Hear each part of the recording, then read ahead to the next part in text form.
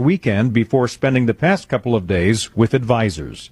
Greg Clugston, Atlanta. The House Republican leadership refusing to take no for an answer. Speaker Mike Johnson said the House Judiciary Committee plans to file a lawsuit to force Attorney General Merrick Garland to turn over audio recordings of President Biden's interview with Special Counsel Robert Hur. We're going to be as aggressive as we can and use every tool in our arsenal to make sure that happens because we have an obligation on the Constitution to do it. The suit would be the latest effort to secure the tapes after the Justice Department informed Congress it would not be bringing criminal charges against Garland despite a House vote to hold him in contempt. Lawmakers already have a transcript of Biden's conversation with Hur, but Republicans argue hearing the tapes will provide more context about the special counsel's commentary on the president's memory. Bernie Bennett in Washington. America's economy expanded at a 1.4% annual pace January through March. It is the slowest quarterly growth since spring of 2022.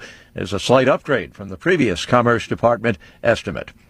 Tortured and murdered, allegedly by 2 illegal immigrants from Venezuela.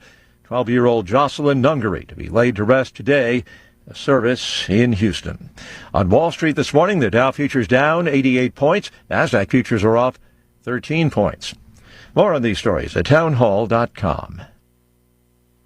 This is a red alert for hard-working Americans who are tired of seeing their freedoms and retirement savings threatened by the globalist agenda. Wealth Protection Research is on a mission to find whistleblowers who are exposing these schemes. Real patriotic financial warriors like Jim Rickards and Porter Stansberry. They're not afraid to tell it like it is and fight back against the system. Now, with the 2024 election storming our way, your IRA and your 401k may be in the crosshairs. That's why we've compiled our 3 favorite ideas into our Election Protection Report. You definitely won't hear any of these in the mainstream news. Get your free copy of our Election Protection Report now. Just text TRUTH to 76626. Plus, today you'll also get a free gold investment kit from our sponsor, Augusta Precious Metals. Text TRUTH to 76626 now and get the free report and gold investment kit. The fight for your financial freedom is on. Text the word TRUTH to 76626. Standard text and data rates may apply.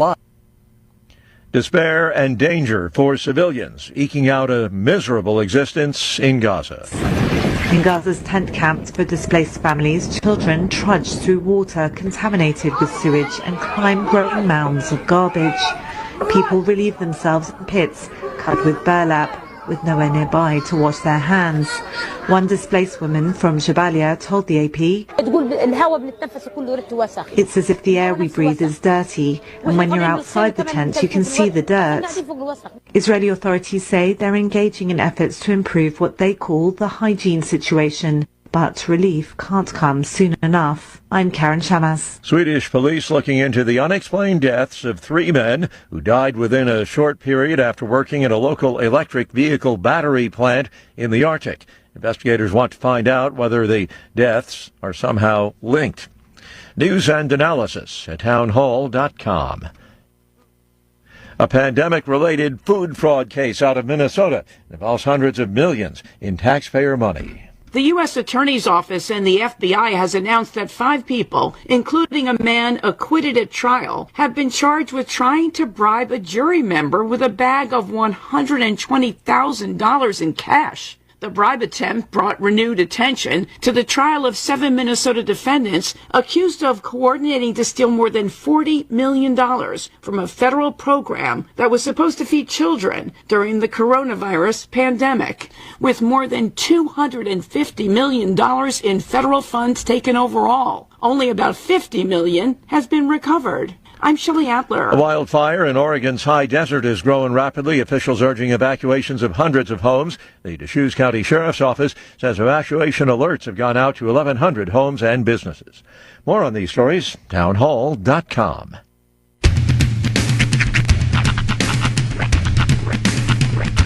What in the wide, wide world of sports is going on here? I promise you, whatever scum did this, not one man on this force will rest for 1 minute until he's behind bars. Now let's grab a bite to eat. Yeah, come on. I feel the hot wind on my shoulder and the touch of a world that is older. I hit the switch and check the number. I leave it on and then I slumber. I hear the rhythm ringing through it. Flamenco guitar and cumbia music. I hear the talking of the DJ. DJ, the demolition, what does he say? I'm on a Mexican radio.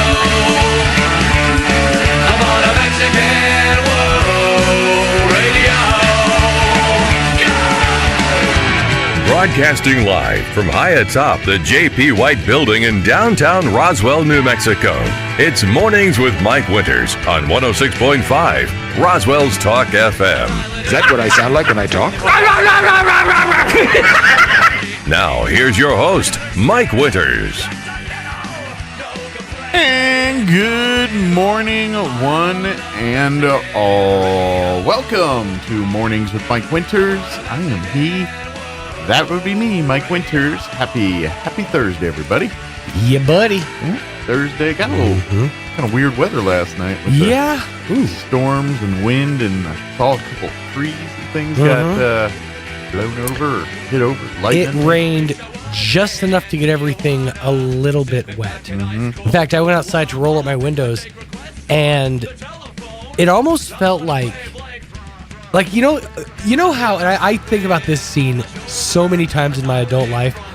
You know that scene in Forrest Gump where he describes the different kinds of rain? I think about that scene so many times in my adult life, and I was outside, I'm like, this is big old fat rain. Because it felt like tiny hailstones that had melted just enough to be water. It was hard, fat rain. Right. But only for like 45 good seconds. Almost like not even enough for me to roll my windows up. But yeah, it's fine. It cooled things down. The clouds were nice. Yeah, that was nice. But yeah, there was like this one caused. I saw a few trees knocked over and things on Facebook and stuff. So, and of course, I think they closed a section of 285 at some point because of dust. So hopefully, no major issues there. But you know. We do have slight rain chances for today. Is it sideways rain? I think it's just big old fat rain. Cloudy and then gets cloudy and disappears rain. Brown rain. Evaporates before it hits the ground rain. He didn't mention brown rain. Dude, I don't like the fact that the term heat dome has been put into my vernacular. Because now, like, I'll be driving home, and like the only thing hitting me is like sun radiation and hot wind. Yeah. And I'm like, I literally out loud said, "Damn you, heat dome!" Like I was, what are you waiting for? It was a pathetic moment for me. You say heat dome, and I think of Tina Turner, like from Thunderdome, and like that's going in my head the whole time you're talking about heat dome. It's that what they were talking about is like there's a they said they could have called it a heat bubble too, but it's essentially like this dome of heat where it won't allow any cool air to get in, and it just traps all hot air within a region. Because it's election year. Yep. That's it. Things get hot out there. All that hot air are brewing. Speaking of which, tonight's a debate. Yes. On I think CNN showing the CNN's super excited to finally pop a rating. I will tune in. Everybody's gonna. Yeah. Although I feel like a lot of people, at least in my generation, are gonna do the Oscars thing, which is let people like you watch it and then report the important bits on YouTube. We can catch those later. I thought you were going to say turn it into a drinking game. Although that. No, and here's an interesting thing. I haven't seen the bingo cards yet, but I'm sure they're out. They're going to do their best to maintain some semblance of order tonight. Right. And, well, hold on. One of the things they're going to do is turn the other person's microphone off. Yeah, that's what I hear. So I'm curious and there's no audience from what I understand. Yeah, no audience. So I'm curious to see how that's going to work if Trump getting cut off would actually cut him off, because he could be loud enough to get picked up by other people's mics. Yeah, that's what I'm saying. I was like, yeah, we'll see. I'm sure we'll be entertained for an hour and a half. Did you see I don't think that, we'll learn anything. Did you see that little short video that came out last week of I think it was last week or the week before, of Donald Trump and Logan Paul? No. Okay, this is the most human I've ever seen Donald Trump in my entire life. Like the most like a human being. Okay. They do this thing where they square off. They get like nose to nose, like the MMA, like they're doing a fight poster. Yeah. but then they both break and they just start laughing. I don't think I've ever seen Trump break out into a laugh before, but in this video he does. And I'll be honest with you. He broke the kayfabe. It's the most humanizing thing I've ever seen this man do in my entire life. Like for a split second, I'm like, he's one of us. So you he's a real boy. You found yourself closer to him in that moment. No, don't go there. I just said I found some humanism in him. Okay. I found humanity where once there was none. Okay. Well, that's all I'm saying. Either way, I'll be there with my popcorn tonight. Oh, 100%. Seeing whatever train wreck happens on that thing, because I'm sure there will be. It's a debate. I've yet to see one yet where there wasn't some train wreck of some kind on there. So. Although it does seem like the median age of the candidates is going to at least tamp down a lot of the. I think it's going to enhance it. Outbursts. I think it's going to enhance it. Really? Because it's like 4 hours past both their bedtimes. Right, but you know what fuels old people? Matlock? Anger. Anger does. And they'll stay up late to yell at Cloud. So, that is true. The one thing Grandpa will do is sit in a rocking chair with a shotgun if you try to walk on his lawn. Oh yeah, oh yeah. No, it's gonna be Hatfield McCoys tonight. It's gonna be good. So. It's funny when every now and again I'll hear just a little chuckle out of something that I was responsible for coming out of Mike. The other day we did a headline over on the other station. Glenn Danzig turned 69 over the weekend. So now the song goes, "Mother, tell your children to stay off my lawn." They got me. I heard it. He just got a. Well, that song is of my generation, so I hear it. I'm like, that's me. Shout out Joe Pye. I mean, I like Danzig back in the old days, even before Danzig. Back when he was just this tall. That's right. And now he's this tall. Oh man, let me give you the rundown because actually, the interview this hour, I'm going to replay some interviews. The one this hour is a little long, so better. And I don't know what happened, but thank you for buying ads because I why is my brakes full this morning? We're packed up. I was like, it's not even political, but we'll get her through. But thank you. Yeah. Big ups to the sales staff. Add another hot dog to the lunch today. Right? I will upsize things. You know what? I think I'm going to get a drink with lunch, not just water. I'm going to get the Ritz crackers. Maybe them townhouse ones. That is the most dad move you can pull is when you're sitting at a table full of people and go, water, water, water, water. And you just pick their drinks for them. That's right. Yeah. And then Mountain Dew. That's right. Bourbon. Neat. Yeah, 3 fingers. Neat. But let me give you the rundown for today. We're going to replay an interview we had with the folks from American Legion Post 61. They joined us yesterday, recapping the state convention and talking a little bit about the new digs and all that good stuff. By the way, on the 4th, they're going to do a little cookout over at the new place. Oh, nice. You're more welcome to come by for a plate. They'll charge you like $5. They'll put it towards the building. But sweet. Yeah, everyone's like potlucking it with burgers and whatnot. Nice. Sides, salads. A couple casseroles, probably. Yeah. Jello molds. I'm just kidding. What's that bubble there? In the 8 o'clock hour, we're going to replay our interview with Elliot Rodriguez from Lone Depot. He joined us, I think it was late last week or earlier this week. I think it was earlier this week. Slept since then. And he gave us a great update on home buying in the community here. And then we're going to replay our interview with Elaine, Peter, and Matt from Talking Galacticon and cosplaying gaming stuff in the 9 o'clock hour. So, nice. Which is next week, by the way. Dang. Like this time next week will be 4th of July and it up. And then the day after that, UFO Festival will be going on. So a week away. All happens so fast. So fast.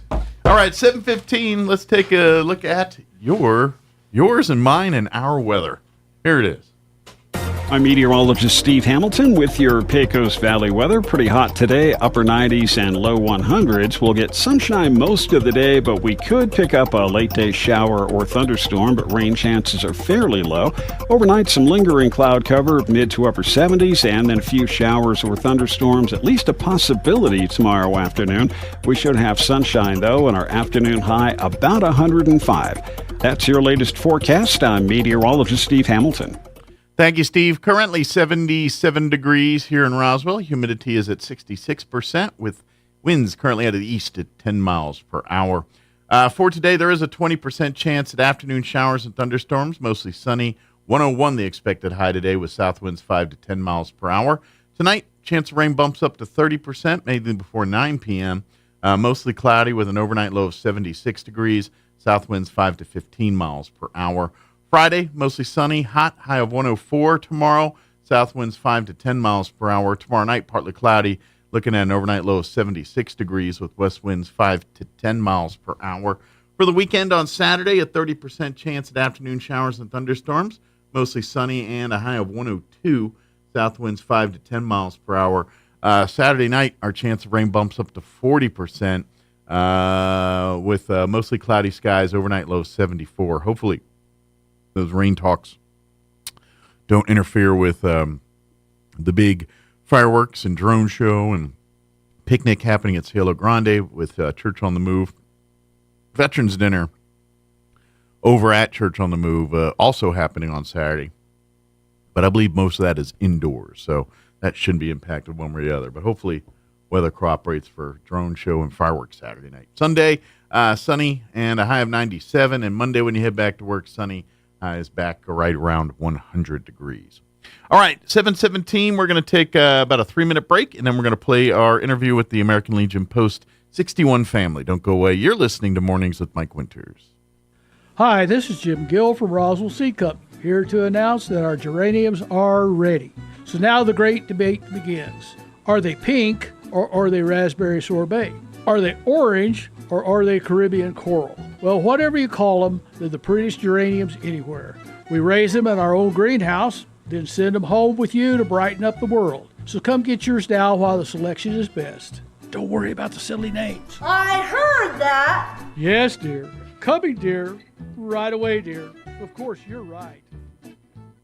Church on the Move invites veterans and their families to a free dinner this Saturday at Church on the Move, 901 West Brasher. Beginning at 5, veterans, along with 3 guests, will be treated to a steak dinner, as well as entertainment by guest speaker Chad Robichaud, a Marine Corps veteran and JSOC operator, as well as Christian country artist Rhett Walker. Please join Church on the Move for an evening filled with gratitude, camaraderie, and the celebration of the brave men and women who selflessly served our country. Saturday, 5 p.m. at Church on the Move, 901 West Brasher in Roswell. Calling all men.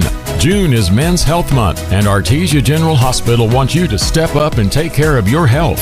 Every year, thousands of men in the U.S. die from preventable diseases. Take control of your health today and schedule a visit before something is wrong. Artesia General Hospital has specialists in a variety of men's health disciplines, but your primary care provider is the best place to start. Take your health seriously for yourself and for your loved ones. Visit artesiageneral.com/men's health or call 575-746-3119. Eastern New Mexico University is proud to announce our newest offering, a Master of Social Work degree. This 100% online, affordable master's degree has 3 concentrations: clinical, clinical military, and children, youth, and families. This online master's degree is perfect for the working professional, as you can earn your degree on your own time with our flexible online courses. For more information, visit www.enmu.edu/MSW. Eastern New Mexico University, student success. That's what we're about. Wakefield Oil Company is a name you can rely on, with full service at the pump the way it used to be. You can expect service in just 15 seconds. They offer bulk fuel and oil services and even diesel exhaust fluid. Wakefield Oil Company will deliver to farms, ranches, dairies, the oil fields, and more with dependable service you can count on. So the next time you need service or delivery, go with the name that locals have trusted since 1983. Wakefield Oil Company, 311 South Virginia in Roswell. Let them earn your business. When others say no, Roswell Hyundai says yes. The bank manager is at Roswell Hyundai for a short time to say yes. No social security number or ITIN number? Yes. No driver's license? Yes. It doesn't matter. Roswell Hyundai says yes. If you have a job that earns at least $12 an hour, Roswell Hyundai wants to say yes. Roswell Hyundai wants 100% approval, which means they want to say yes to you. Yes. Get zero down, yes. zero payments till fall, yes. plus up to $4,000 more for your trade. Yes. On now at the home of Roswell Hyundai, 1909 West 2nd. Yes. Here's a Mornings with Mike Winters fun fact. Did you know you share your birthday with at least 9 million other people in the world? Your birthday isn't feeling so special now, is it? Here's Mike Winters. This morning. And good morning. It is 17 minutes after 9 o'clock, and joining us in studio this morning, we have a hunk of our American Legion Post 61 family here. Of course, Commander Lee and our auxiliary president, Jen, are with us. Don Weld as well, and my wife's hanging out too. So we got, and myself too. Yeah, so I was going to say, don't forget yourself. and myself I'm too. on the So third wheel in this. Most of the families here. yeah, so we got a good hunk of our American Legion Post 61 family. Good morning, We're gonna everyone. have a Legion Good morning. meeting Good morning. here. Right? Yeah, come more. We might have to make this official and get minutes and everything. 1, 2, 3, 4. We Yeah, have we a got a quorum. quorum. But of course, we as a Legion family came off a pretty busy weekend here, as Roswell was host to the 2024 New Mexico American Legion State Convention. So we had Legionnaires, auxiliary members, Sons of the American Legion coming in mass, and some riders. and a few riders as well from all over the state make their way to Roswell, and we had a great weekend. Of course, they have the business of the Legion. Each of the branches have their elections and their starting of the new officers, but they also determine the direction of where they want to take the Legion for the next year here, and so they have those meetings, and of course, it's about connecting and everything else. So a lot of information passing on to Legionnaires about opportunities, benefits, places to serve, places that are looking for volunteers to serve, places if you need serve issues that's what it's all about, and lots of food and fun too. Of course, that's you run around and eating and hanging out and celebrating and just catching up. A lot of that. So it's as much importance business as it is social. But overall, I'd say we knocked it out of the park. Right? We did a pretty good job. We did really well. Yeah. Yeah. And then, of course, because of the fires and everything happening up in Ruidoso area, It kind of evolved the mission a little bit. it too. did. We raised quite a bit of money. And that's a big thing. We talked. I kind of mentioned it here and there, but Legionnaires from all over the state stepped up. Yeah. And we asked for help and passed the hat, and they came through. yeah, and this is what I love about it, and this is the veteran brain in me is veterans mindsets. We're kind of cut through the mustard, cut through the red tape kind of mindsets. Yep. And so I was given caveats from people. Where is this money going to that goes directly benefit? And I don't want it to go to something where someone takes 3 slices out of it before it finally gets to people that are actually in need. And so, I said, well, the Hope Gonzalez, they're literally taking out of my hand and going to buy water, food, whatever's needed to handle evacuees. And to be honest, they were already doing this for homeless and everything prior. And so the mission just continued where they expanded, continuing to help homeless, but also evacuees and anyone else who are now probably homeless. Exactly, which kind of fit the bill. They lost their home a little different than some other people. And so the mission just grown, and they're continuing to do that even to this day. Every day they're still hitting parking lots and visiting folks that are still hanging out, looking for a place to stay and things like that. So I'll start before the convention even started, like Thursday before the convention. Lee gets a call from some Legionnaires in Carlsbad. Hey, we want to support. We're going to go. Lee calls me because I know a few people. And a couple, yes. And so we put him in touch directly with the Hope Gonzalez Center and the Many Hands and those organizations. I come in Friday next day. Jocelyn's like, they gave me $2,000 to help out. And I was like, how awesome is that? So big thank you to those Legionnaires in Carlsbad for raising $2,000 to help out displaced folks in here. And then the convention starts, and Friday night rolls in, and Lee's calling me up, dude, when are you going to be here? And I'm like, I'll be there for dinner. I don't miss dinner.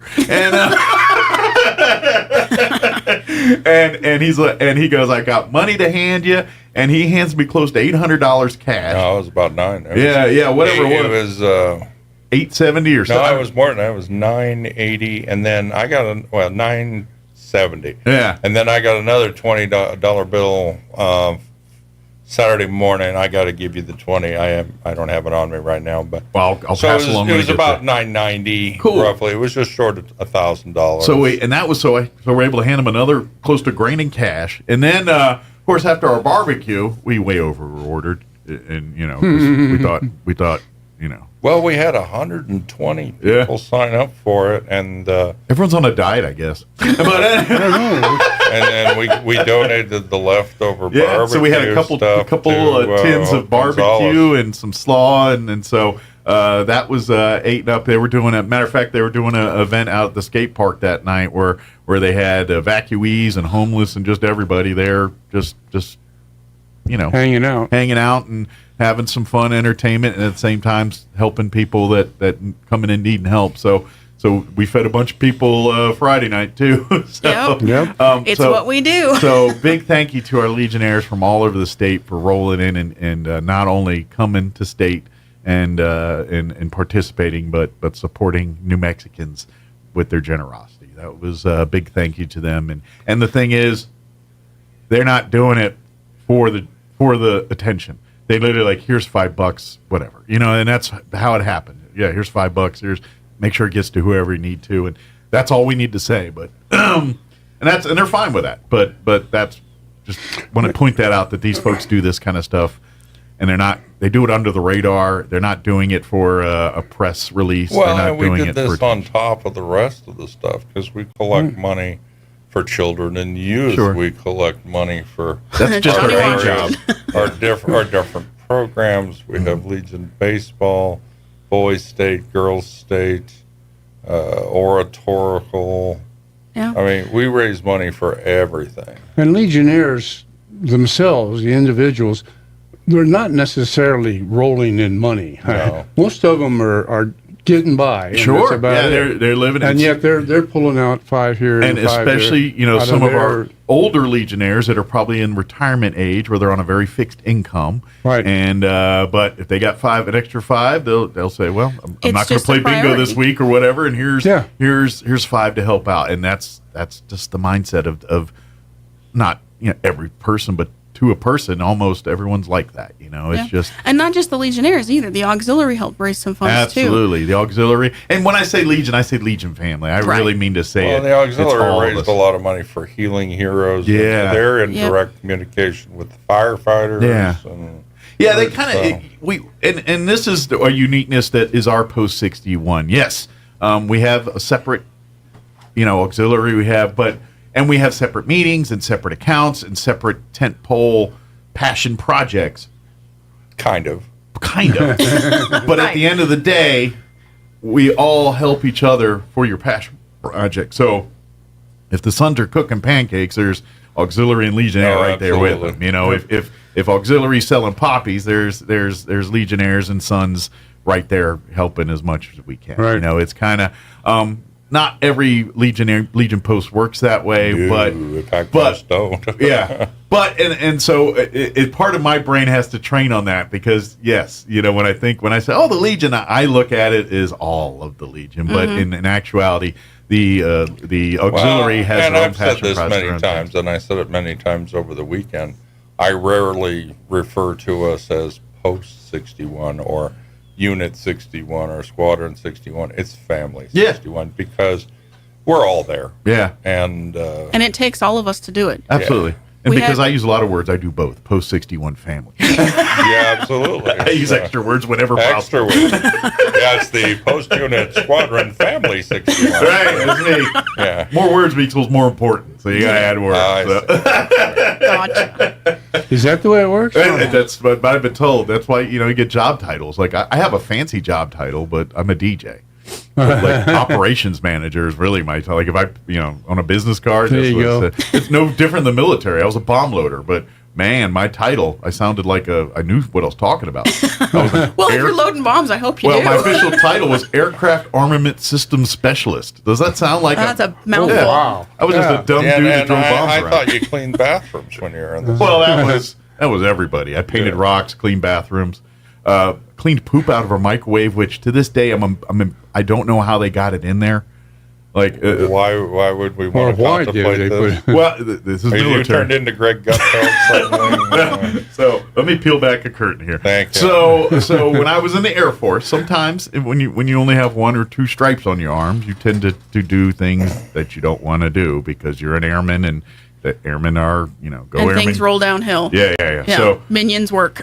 So there was I got pulled off my job for a week of base duty, is what they call it.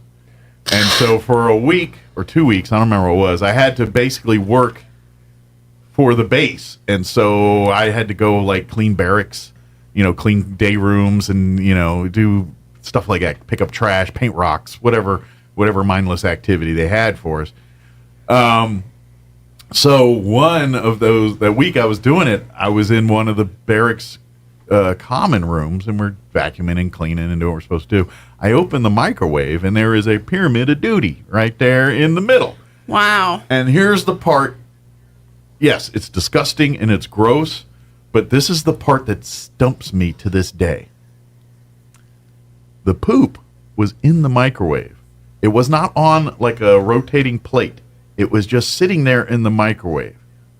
And it was sitting there perfectly. There wasn't like streaks and smudges on place, like it wasn't excreted into it. Did I get per into se. the wrong radio interview? It just was there. And to the life of me, one room down.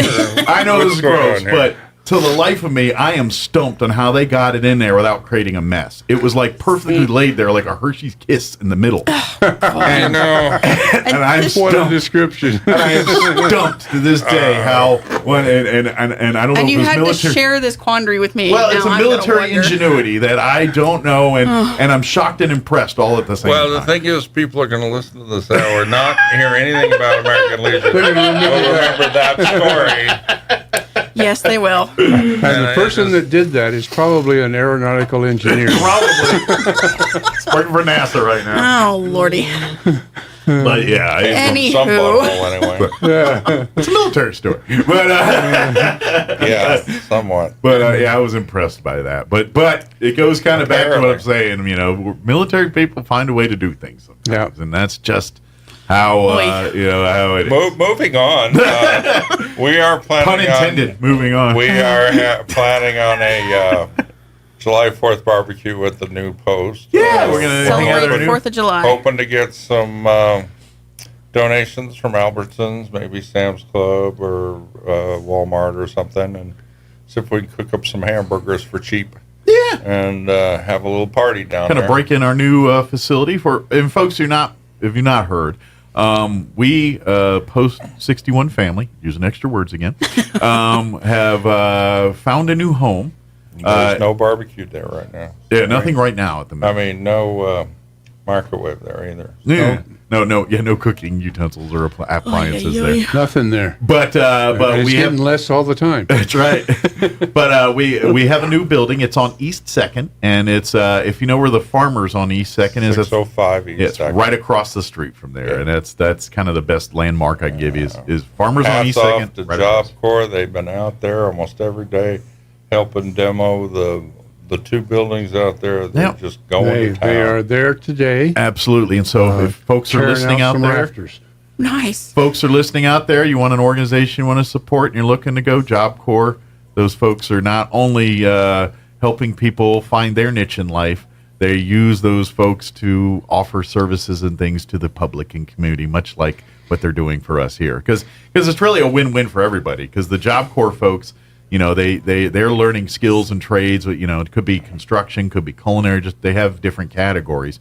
Obviously, they're not sending the chefs out to help us because we don't need chef help right now. But we will. But we will. And so there are folks that are in the contractor construction side of things. They're getting to come and work on our stuff.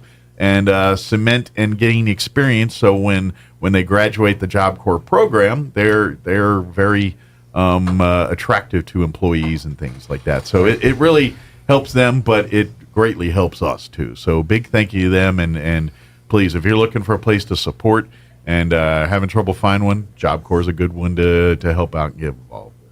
So big thank you to them. For sure. Yeah. So one of our members, auxiliary members, pointed out that there were 9 of us that pulled off this entire convention. Yep, we work as a team. 9 people. That hosted over 200 people for 4 days. Yep. 220. Absolutely. And I know the 3 of you in this probably did most of that heavy lifting right there. No, we all did our part. Everybody did something. Yeah, and even did. Robbie was out there selling tickets. It was awesome. Oh, yeah, we had everybody do what they can. And Vance shaved my head. And that's right. I did mention that here. And, of course, with Lee and his knee and all the issues he's been having with the last year, one of the things he had not, I guess, had a time to see was a barber. So... So we turned it into a fundraiser. So we let some people that just had a hankering to just remove hair from. Apparently, somebody gave my wife $20 if I would not shave my head. Oh, really? It's kind of like betting against the comb on a game of craps, you know. I pitched in for beard and hair, so. Yes, you did. Yeah. Unfortunately, we didn't raise enough to do the beard. I know, I didn't have enough Apparently, my people. wife looked him right square in the eye and said, "That ain't happening." Well, if I had me and about, I don't know, 10 other friends that did the same, we probably would have gotten it, but oh well. Well, no, the state commander claimed he was going to buy all kinds of tickets. He never bought a single ticket. I think we need to call him out. I did call him out. He says, no, I mean, like, well, no, he told again me, and he again. says, "I'm true to my word. I'm going to donate before I leave town." He left town, didn't he? Yeah, he had a lot going on though. He is a commander. Yeah, and state commander commander, thing so, to do. So we'll let him slide this time. But point is, big thank you to everyone that helped make the state convention a success. Thank you to all the Legionnaires and Auxiliary and Sons that And our came donors. out, and the donors that. Yeah, Dragon Soldier seasonings, they came through amazingly on the swag bags and all of the name tag holders. Yeah, because when they're not doing seasons, they're also doing graphic design, printing T-shirts. They worked with us. So you're thinking, what do you mean, seasonings? And no, they do both. Yes, they do. La Sierra barbecue. La Sierra, they were a big hit. The food was delicious. The meats were on point. And they gave us a really nice discount on that. So And Stellar Coffee out on Main Street. They donated all of the coffee and tea for the weekend. They it was kept the Once caffeine they, popular. once they found out that we were a veterans group, they said, "Oh no, I ain't charging you." Oh, that was so nice. Well, Yeah. okay. And that's Stellar Coffee. Like, I don't know how many times we hear about community events, community things, and Stellar Coffee's either hosting it or just providing beverages and snacks for it. You know, Yep. they are constantly a community-driven business. So. And even when Anne had, COVID, she was still coming through for us. So thank you very much. This is why I always tell you to support small businesses, because Yes. they're the ones that keep the community going. Your Angel Maze with the Calico Cow, everyone here with For Stellar sure. Coffee. These are the businesses that support your kids' soccer teams and baseball teams and our Legionnaire and veteran stuff. And Right. when the Kiwanis Club comes rolling in or United Way comes looking in, these are the people that are contributing and keeping going. So by you going to these mom and pop businesses and supporting them by buying their wares, and by the way, if you're looking for niche stuff, generally they know way more about it than you going For into sure. a big box store asking questions That's right. about it. Yeah, So, Allison support. at Dragon Soldier, they're right next to the State Farm on McGaffey. Yeah. She worked longer hours and rushed everything through for us at the last minute because we had more people than we thought we were going to. So she managed to pull it off. And that's get just us it what we too. needed. So Usually thank you. organizations like us are not easy to help because of that kind of stuff. So when they selflessly do that, Right. I'm so with a grateful smile. to her. Oh yeah. We're so thankful. Yeah. You know? But she did tell me if she sees another one of those little patches that she has to heat press on, it's to be too soon. I'm sure that happens a lot. Well, we had a double order for that stuff, and we still were 20 short. Right. So, I mean,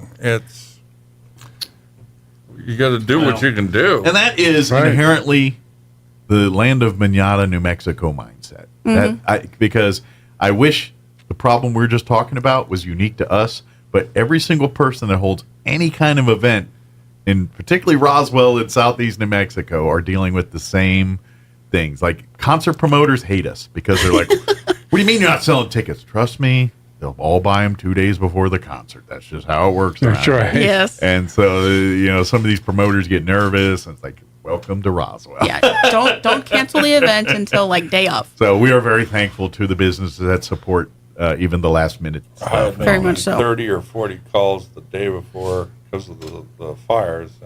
Are you still having convention? I'm like, yeah, the fire's 45 miles west of us. Well, and then we do have to educate even people outside of our state. I saw a post on online during at the heat of the fire stuff, and because I have a foot in Boy Scout stuff and too, so I follow the Philmont Scout Ranch and all their Facebook and their stuff, and they put out a post on Philmont Scout Ranch saying, reaching out to all the people, thank you, but the fire is about 200 miles south of us. Philmont Scout Ranch is not impacted by the Ruidoso fires. Please support them. Here's links to do that. That's but awesome. Philmont Scout Ranch is A-OK. Yes. Yeah. Good. But that being said, I can see why people were nervous because if folks remember, about, I don't know, half dozen years ago, Philmont got a real bad fire. Yeah, I do remember that. And it impacted that season of scouting and camping and hiking up in Philmont because summer months are their busy months. That's when all these kids come from all over the country to go hike high adventure mountains that they can't do in any other part of the country except right here in New Mexico. That's cool. So, but they had to send out that we're 200 miles from Radio, we're good. so we're good. You can, support these folks, but we're good. It is common. We see that a lot here. The good news is next year it's going to be in Ruidoso, and I don't have to do the accounting. Well, and hopefully you just get to show up and eat all the food and work and to attend the meetings and play the. And I'm not even a vice commander for the state as of the end of August. So I don't even have to go as a state officer. You just going there to eat food. I just go there to hang out, and maybe buy baskets, throw a few cards. Yeah.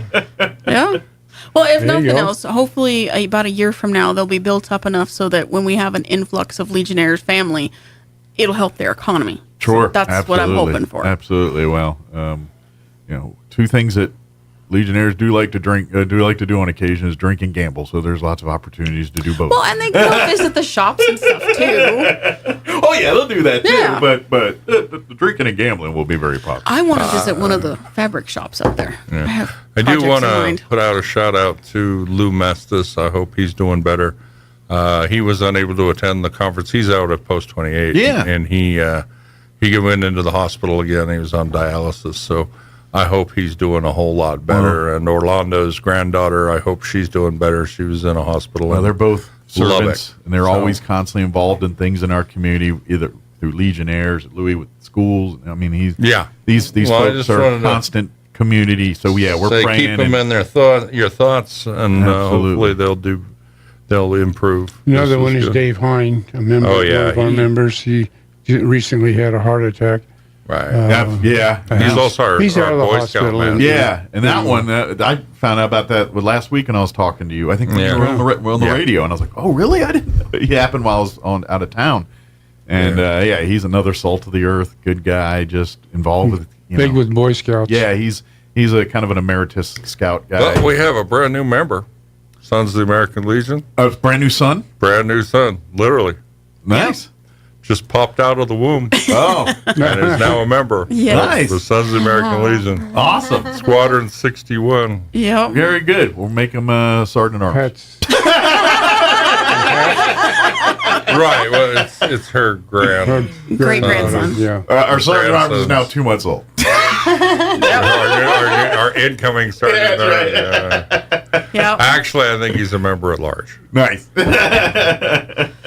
Very cool. But and that's true too. We're always looking for more people that are wanting to be part of our 61 family. Roswell is blessed. We have 2 fully running American Legion posts here, Post 28 and Post 61. We each have different missions, and kind of Post 28. They have their facility in Montana there. They do have a bar. They do some things like that. We are catching up on some of our facilities. Like we got a new facility. Ours will not have a bar. I will tell you that. Our new facility, we will have a kitchen because we do like to eat, and so we'll be able to host banquets and things. I do want to take a moment to talk about one of the American Legion programs. This has become center stage in the last couple of years, and that's called the Be the One program. Yes. And this applies to more than just Legionnaires. Be the One means you stay in contact with your friends, your family, people that are close to you, and make sure that they are not depressed and contemplating suicide. Suicide prevention is a very prominent goal in the American Legion. We have about 22 service member a day that are taking their lives. And unfortunately, that number's going up, not down. We need to concentrate very hard, and it can be very close to you as well, and not see it. You just reach out to your loved ones, make sure that they're safe, and absolutely, and they feel heard and important in your life. Especially as we're getting to that time of year with the 4th and fireworks, and those sometimes those things evoke memories and stuff. If you're noticing some of your veteran friends and they just seem to be withdrawing a little bit and stuff, check in on them. They may be dealing some stuff, and maybe just the time of year evokes some of that. Well, something that's not necessarily unique to Legionnaires is PTSD, and a lot of times fireworks and stuff like that can bring you right back into combat. Yep. So veterans and dogs and cats, we're the squirreliest of the bunch when it comes to fireworks and things. Sometimes it's a great holiday, but it is rough for some. Yeah, so. and it's that's just something and here's and Legion I think probably steps in this role more because they're kind of combating that from two angles. Yes, thank God. People in the military today have a lot more resources to mental health and those kind of things than some of us when we went through. Especially your Vietnam era vets and some of those, there was little to zero kind of mental health support for that kind of thing. They weren't really understanding PTSD. And God forbid, even some of our World War II and Korean War veterans that are, not many of them left, but there's still a few here. Right. And so American Legion has that twofold. Yes, we got these kids fresh out of Afghanistan or the Middle East or wherever that they're coming from, and dealing with life getting back to normal and some of that stuff.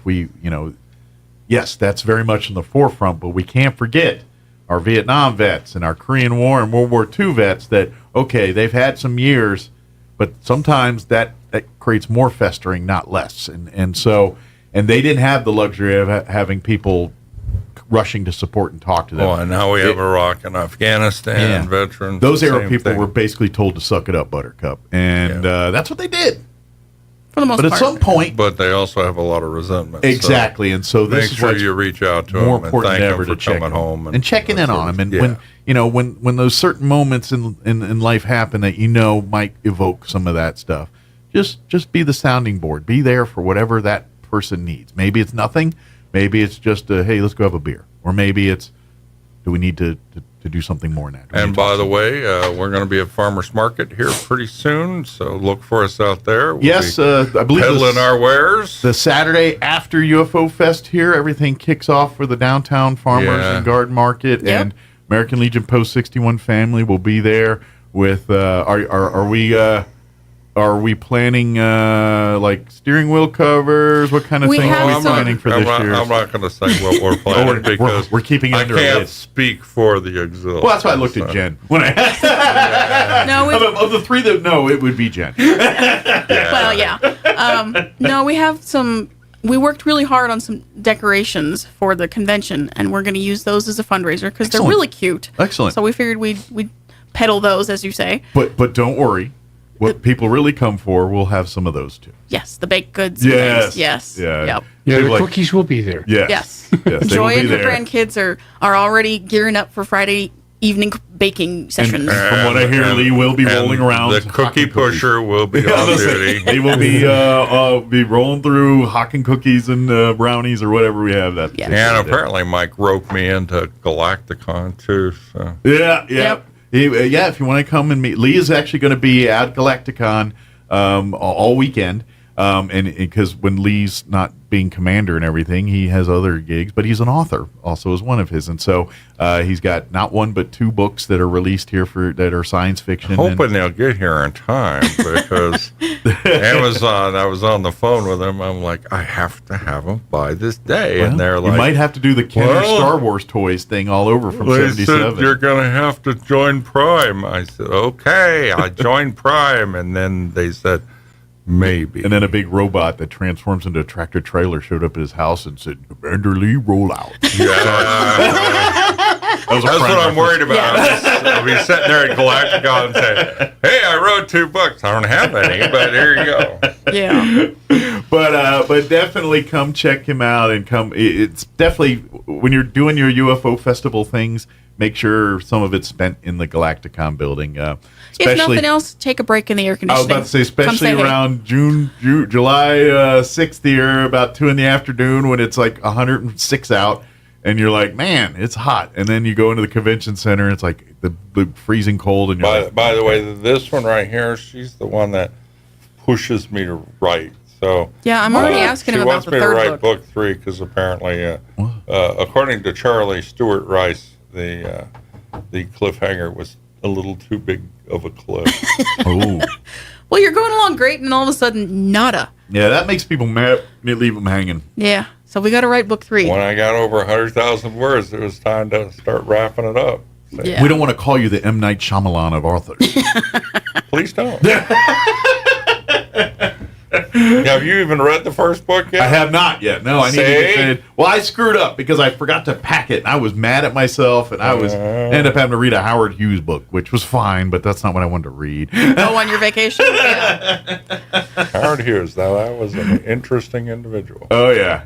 He was. I learned a whole bunch of factoids about him. Like, I'm pretty sure. Wasn't he a germaphobe too? He was amongst other things. At the end of his life. But I'm pretty sure if you go to his grave, his birthday's wrong. Really? Yeah.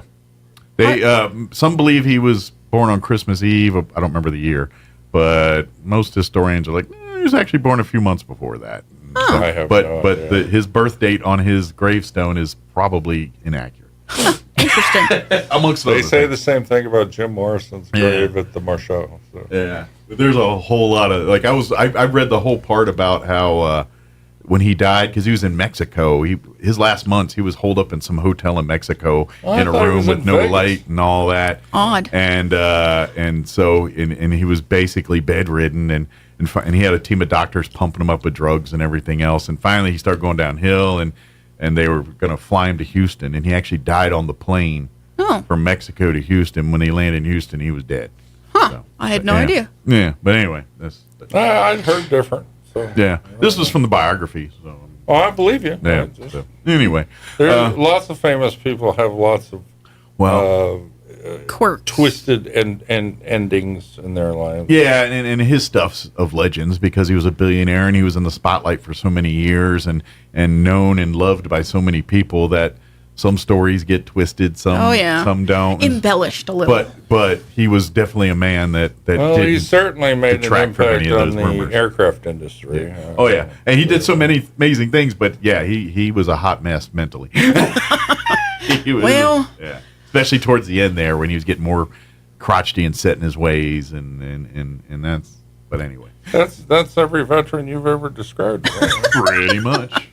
Well, we do know how to party and have a good time, though. So come join us for the 4th of July. Yeah, come see our digs. Come be if you'd like to come. If you're interested in becoming if you're a veteran or a spouse of a veteran or son of a veteran, we'd love to have you come and meet with us, hang out with us. And remember, I got money I'm trying to give away for scholarships. I did receive in email an endorsement letter for an applicant. Okay. But I didn't receive the application.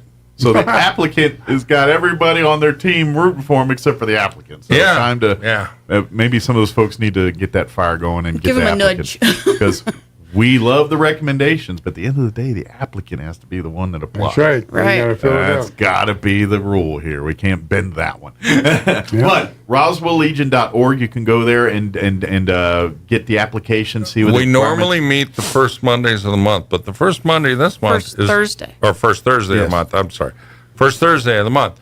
But the first Thursday of next month is 4th of July. We will be at the new post, but We're gonna be partying. partying. We're not going to do a meeting. Yeah. The next meeting for the American Legion post, Family 61. You got me doing it. We'll be at the Chamber of Commerce on July 11th. Yes, 1 week 6 later. p.m., 1 week later. And all of our meetings are open meetings, so anyone Absolutely. is welcome to attend. Yeah, we're not- get to know us. Say hey. We don't you have got secret questions. squirrel handshakes or nothing to let people in. Come on in. No, we generally don't allow the public for e-board meetings or memory lawn Well, that's cemetery conducting meetings. the business of those things. But that's prior to Quite that. frankly, So there's 6 nothing of p.m. interest to be there for anyway. No. so, unless you So have decisions 6 to make. p.m. is the regular business meeting for the post unit and squadron. Mm-hmm. We all meet together right now, and that will be on the 11th at 6 p.m. at the Chamber of Commerce. See, once we have our own building and our own spaces, and we'll separate again. But And for remember, now, one room, one- if you would like to donate or sponsor or do anything with us, please contact us at 575-268-0220, or you can visit the web, roswelllegion.org, Mm-hmm. or you can email me at either commander or post at roswelllegion.org, and we will get it to the right person. Absolutely, yeah. We can now. If you just say American Legion, here's some money, we'll put it in our general fund and probably pay for helping our building right now. However, if you say, you know what, here's money, I want it specifically to go to memory lawn or Boy Scouts cupcake or scout stuff or some project. scholarships Yeah. or baseball or any of our tent pole things, then we will absolutely do that. But if you don't give us any direction, just say, here, do what you think's best with it. We will do with our needs with it. Probably at the moment it'll go towards our building, but this money is also when a veteran calls and they need put them up for a hotel for the night, or they need to get their car fixed. Or their water heater. Between us and our other... Yeah, you're working on a water heater right now. Yes, right? and I have talked to Ed about it, and he's getting National involved with it. Good. So some of that money might get used for some of those kinds of things. Correct. But I assure you, it'll all be for Legionnaire pillar type activities and events. Everything, if it doesn't directly involve what the pillars of the Legion stand for, then we won't do it. Pretty much, yeah. All right. But if it is, then game on, and that's what we do. You know, we're more than just the American Legion too. We support people here locally as funds allow. Absolutely. Kids, especially children and youth. Absolutely. I mean, we always have our eye on our veterans, but you're right. Most of the stuff we do doesn't always directly impact veterans directly. It just impacts the or their community as a whole. families. The families of, and that's what we are, and that's what veterans do. Because the veterans that are able, they're serving, and the ones in need, we're helping. That's kind of what happens here. That's just Legion in a nutshell, pretty much. And to be honest, VFW and other veteran service organizations generally have the same mindset there. And we're getting ready to go into National Convention, which this year is in New Orleans. Ooh. In which Joseph Navarrete, one of our Sons of the American Legion out of Squadron 72 in Albuquerque, son of Tony Navarrete, which is the adjutant, longest serving adjutant in the American Legion. Oh, wow. And his mother, who was a national president, he will be installed as the national commander of the Sons of the American Legion. His year will begin last week of August this year. Once he gets sworn in New Orleans. Yep. New Orleans. Yeah, it's going to be so much fun. Nice. Tell him not to drink too many hurricanes before the ceremony. I want him to. Could be a problem. I want him to open up and relax. And if he's got a string of beads, we knew what happened earlier. That's in February, Mike. Bad Tuesday. That's So there you right. go. So, but again, if you have any questions, roswelllegion.org or reach out to us. We do have a Post 61 family Facebook page as well. You can shoot a message, and some of us monitor that one and get that information to you. Or if you want, come see us. If you want, come to our new place on East 2nd next Thursday around 6 o'clock or so, and come meet us and all that. And then we'll be at the Chamber for our official meeting here on July 11th You know, we always promote RoswellLegion.org, but there's also RoswellALA.org and RoswellSAL.org. They're all part of the 61 family. Sure. And unique information is on each one of those pages. And there's links on But Roswell Legion has it all. Yeah, so it's kind of the one-stop shop there. So if you want to dive and delve and go down rabbit holes, start there, and then the rabbit holes will come to you. You know, and I say rabbit holes, I mean just places to learn more information. I just wanted to include our auxiliary at our son's. Absolutely. I appreciate that. Thank you. Absolutely. The main site, but there are 2 offshoots. And all you pancake eaters, that's Mo Building equals Mo Pancakes. Just that's coming soon. So we got Mo Building, Mo Pancakes coming soon. So yes, that's right. Little Commander Robert Fresquez, who's also the detachment commander for us last year. Yeah, he promises me that he'll be serving breakfast out there soon. He got elected commander because of a pancake cook-off, and the winner was the commander and the best pancake cooker. I'm just kidding. I'm like, well, we'll have a whole week going down here, boy. Yeah. Bring on the griddle. That's how we do it. Well, I challenge you for president. Bring on the griddle. And that's how we do it. Wouldn't that be fun? I swear I'm in the wrong room. I really am. I'm painting a picture for everybody. Wow. Jeez. It's very Mad Max-like. It's kind of weird, but it's cool. Yeah. And we all eat pancakes afterwards, so it's nice. But Mike recently shaved his head, so I got this glow coming out. That's right. There, so. The light bulbs are boop, boop, boop, boop. Yeah. Then they quickly burn out. Is that what it? Okay. It does. They're fleeting moments. Well, thank you guys. We appreciate it. Thanks, Mike. We'll see y'all next Thanks time. for playing Rabbit Hole with us. All right, 9:58. Quick break before I get kicked off the radio. Don't go away. Poll! Shooter plans to close a significant number, possibly hundreds of locations inside of 3 years. Jocelyn Nungaray, the 12-year-old Houston girl tortured and murdered this month, allegedly by a couple of illegal aliens, to be remembered today at a funeral service, a celebration of her life. Wall Street, the Dow is up 17 points.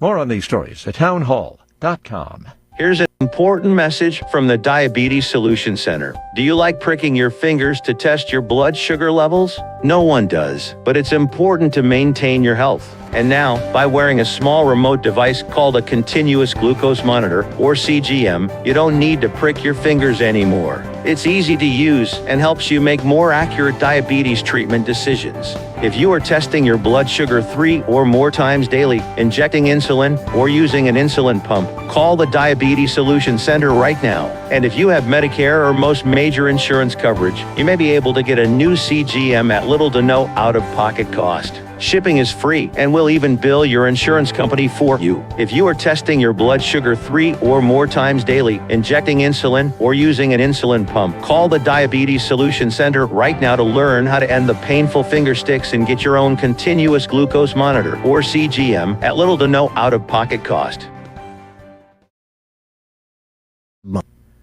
Armored vehicles rammed the doors of Bolivia's government palace in face of what the country's president says was a coup attempt. In what was the most dramatic day in Bolivian politics in years, an attempted insurrection by a rebel group of the armed forces was successfully launched in La Paz, but was swiftly brought to an end. With troops surrounding the doors of the National Palace and other government buildings, the man leading the apparent coup, the head of the army, General Juan José Zúñiga, said he would continue to recognize the president, Luis Arce, for the time being, but not the cabinet, which, he said, he expected to be replaced. President Arce denounced what he called the irregular mobilization and appointed new military chiefs to replace General Zúñiga and others said to be backing his position. The BBC's Will Grant. Thousands of doctors in England staging their 11th walkout. It's a long-running dispute with the government over pay and working conditions. News and analysis at townhall.com. IRS customer service comes under the microscope. The Taxpayer Advocate report to Congress shows overall the 2024 tax filing season went smoothly. Services have vastly improved, but it says delays in handling identity theft cases are unconscionable. The time it takes to resolve self-reported identity theft cases has worsened since the previous report. Then it was nearly 19 months. As of April, the report says the IRS delay was 22 months. The IRS said in an emailed statement it recognizes the backlog of identity theft cases remains one of the most significant ongoing service gaps. Ed Donahue, Washington. Indiana Governor Eric Holcomb saying the state plans to resume executions for the first time in more than a decade. This after it acquired a drug that's used in lethal injections. State of Indiana's last execution took place back in 2009. More on these stories, townhall.com.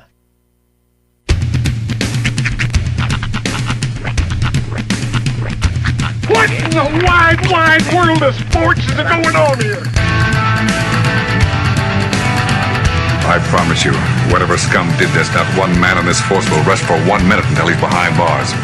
Now let's grab a bite to eat. Yeah, come on. I feel the hot wind on my shoulder and the touch of a world that is older. I hit the switch and check the number. I leave it on and then I slumber. I hear the rhythm ringing through it. Flamenco guitar and cumbia music. I hear the talking of the DJ. The devil listen, what does he say? I'm on a Mexican radio. I'm on a Mexican radio. Broadcasting live from high atop the J.P. White Building in downtown Roswell, New Mexico. It's Mornings with Mike Winters on 106.5 Roswell's Talk FM. Is that what I sound like when I talk? Now, here's your host, Mike Winters. And good morning. It is 6 minutes after 8 o'clock.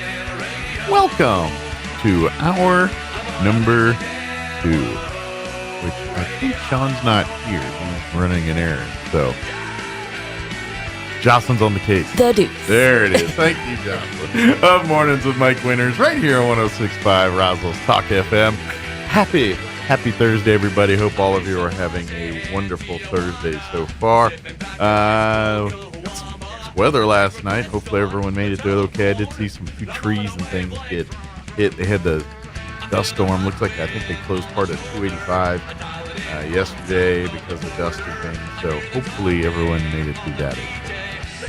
Today, there's still rain chances, not 20%, but,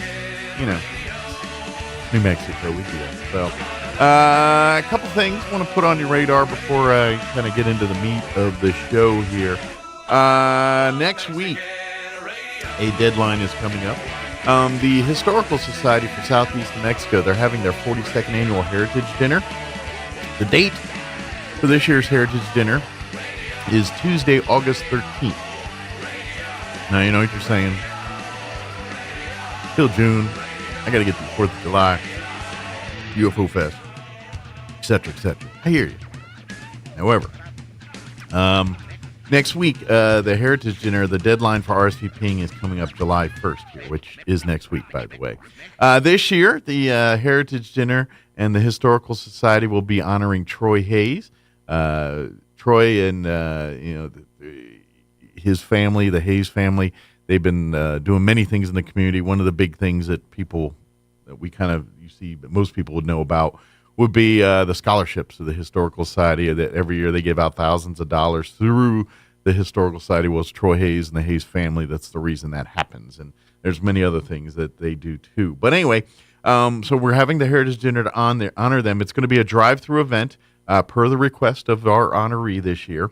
And Pepper's Grill and Bar will be, as usual, serving delicious food. Again, the menu chosen by with Troy's choices and selections here, and he I think he picked some good ones. I'm ready to eat. The meal for this year's Heritage Dinner, you get a box of 2 that serves 2 for $120, and the box contains 2 entrees. One is a garden salad for 2, so both get that.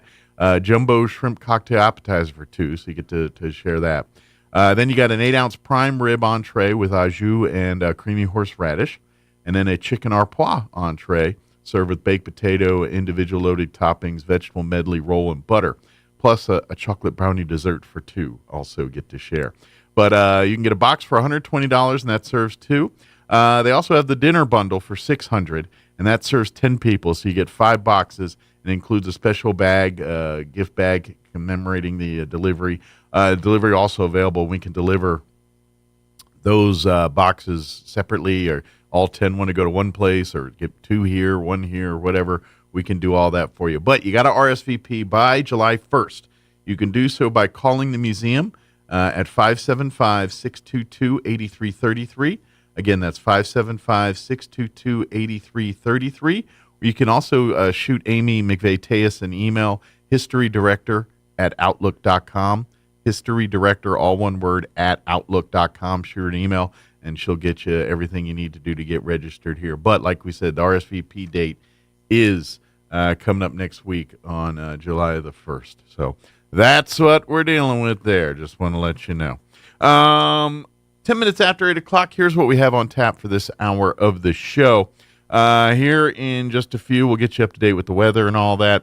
Then we're going to replay our interview we had with Elliot Rodriguez from Loan Depot. He joined us earlier this week, and he pops in once a month to just give folks sage advice when it comes to buying homes. He loves to work with first-time home buyers. He's not a real estate agent. He's the lending side. So technically, if you're out in the market to look for a home, the smart play is to kind of find out exactly what you're qualified for. And so, because I get it, you want to go house shop and you go out there and you look and oh, look, there's this beautiful $500,000 home. And then you get to the part where you want to buy a home, and they're like, well, we can get you a loan for $200,000. And you're like, well, I guess I ain't getting the $500,000 home. So talking to a guy like Elliot first, like, kind of set your standards. Plus, if you're not, that's why he loves working with first-time home buyers, because he loves to kind of educate them, help them. If folks are maybe just short of qualifying, he does an amazing job of working with those families to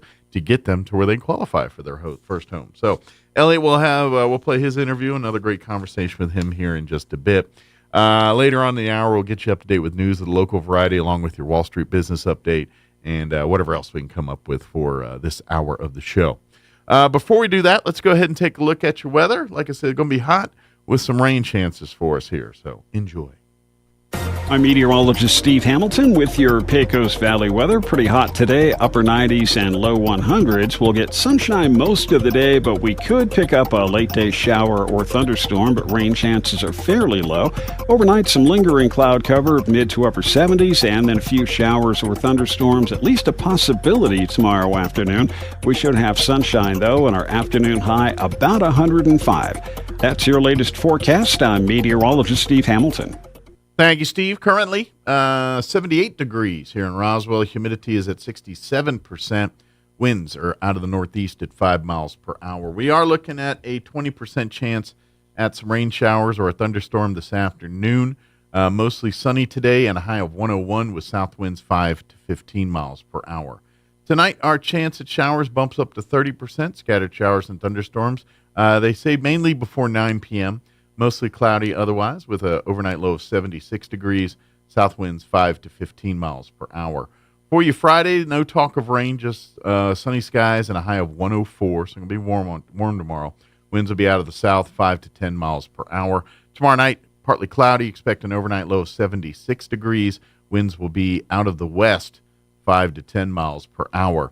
Looking at the weekend, Saturday, we're looking at some rain chances, a 30% chance at afternoon showers and thunderstorms, otherwise mostly sunny, high of 102, south winds 5 to 10 miles per hour. Saturday night, we are looking at a 40% chance at showers and thunderstorms, mostly cloudy with an overnight low of 74. Sunday, sunny skies and a high of 97. Monday, when you head back to work, sunny and a high of around 100. So, a little warm, little chances of rain here and there. Hopefully, knock on wood, everything will be good for Church on the Move's big celebrations this weekend. They've got not one but 2 big events going on Saturday. Out at Cielo Grande Park this Saturday, they've got their huge Celebrate One Nation Under God event. It's going to be this Saturday, June 29th. It's going to all be taking place at Cielo Grande Park. The celebration begins at 3 p.m., and the first 3,000 people will be treated to a festive picnic with mouth-watering brisket, sausage, and sides, so a good picnic barbecue meal. Then, when the sun goes down, look for the biggest drone show in Roswell's history, along with a bigger, better fireworks display to light up the night sky. And the best of all of that is completely free. So come celebrate America with One Nation Under God. It's all happening this Saturday, 29th, beginning at 3 p.m. out at Cielo Grande Park. So hopefully the rain cooperates there. Knocking on a little wood. Also going on Saturday with Church on the Move is they're having their big annual Veterans Dinner. So this Saturday at Church on the Move, 901 West Brasher, beginning at 5 p.m., veterans along with 3 guests will be treated to a steak dinner. And you've seen how they grill up. They're out there grilling steaks. You can smell them for miles. And they're up there grilling up those steaks.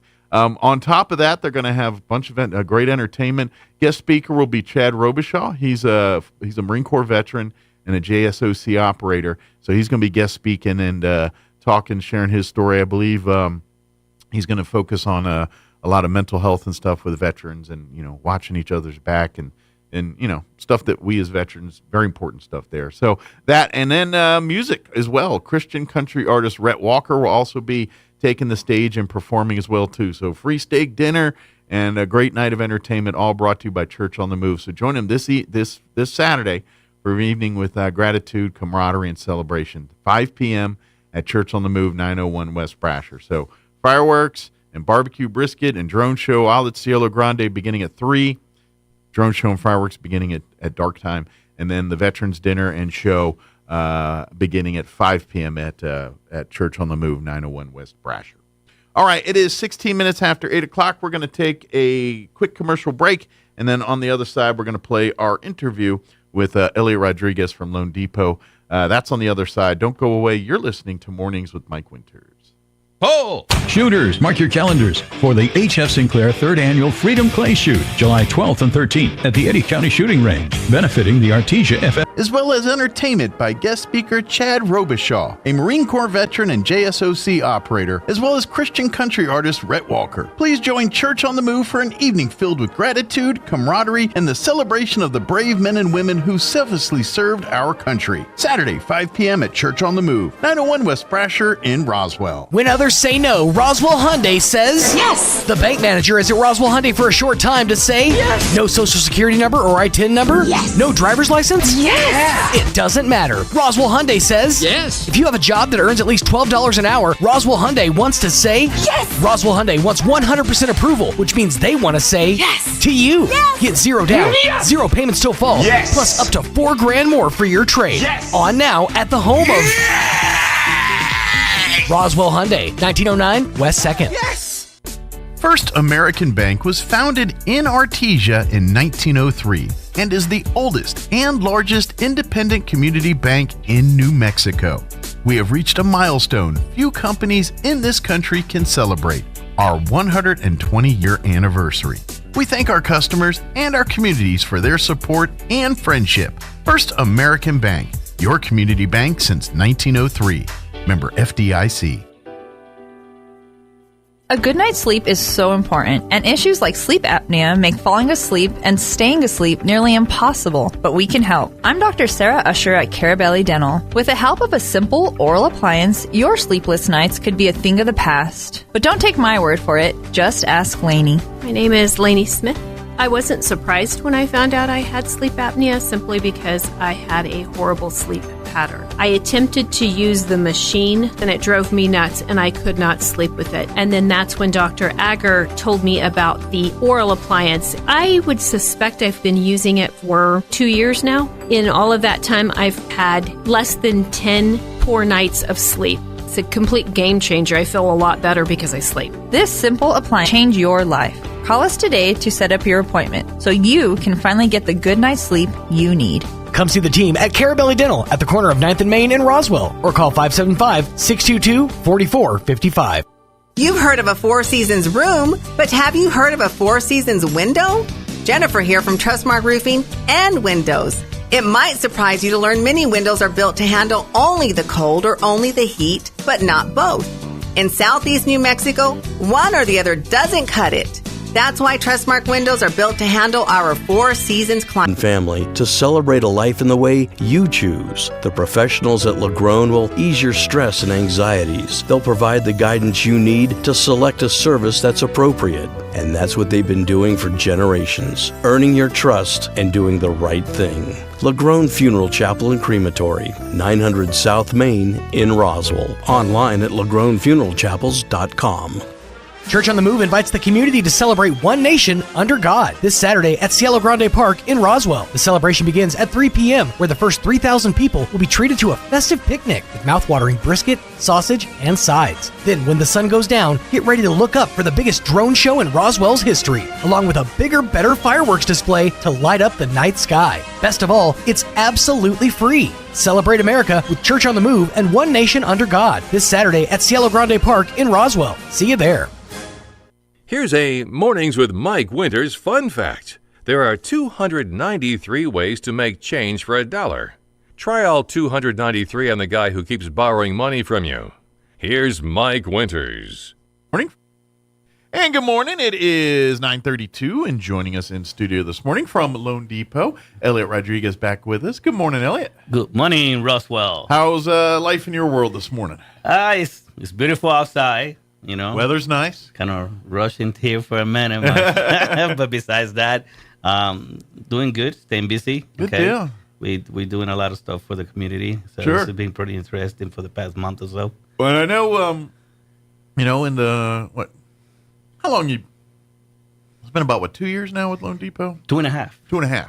It's like it was like yesterday, you know. And I know, really, and since you've in essence brought Loan Depot to Roswell, kind of that's how there was no Loan Depot branch in Roswell till you got on board here. Mm-hmm. You really done a great job of just singing that name and preaching the name of Loan Depot. Of course, Kim and I happen to have a Home Depot loan before you even went over to Loan Depot, so I was kind of familiar with their, but and really just explaining to this is a company that now is one of the largest loan companies in the country. Yeah. But it started very grassroots, and it started with a plan of basically money people that were sick of the game and how the game's played, and they said, well, we're going to create our own lending firm and create our own rules for lending, and it's took off like gangbusters, and it's evolved to where the original concept was of years ago. Yeah, it just became bigger and bigger. But the mindset of how they operate and how they work is kind of the best of both worlds now, where yes, you've got Elliot right here, a phone call away, in your if you need to see him today, we can make that happen. Where at the same time, if you need the offerings that the large lenders can offer because of the numbers in which they do business, this is why it's cheaper to buy things at Walmart than it is in a mom and pop store. When you buy in volume, you tend to get discounts. It's no different. That's true in the lending world. The big boys do have perks that the little boys don't get.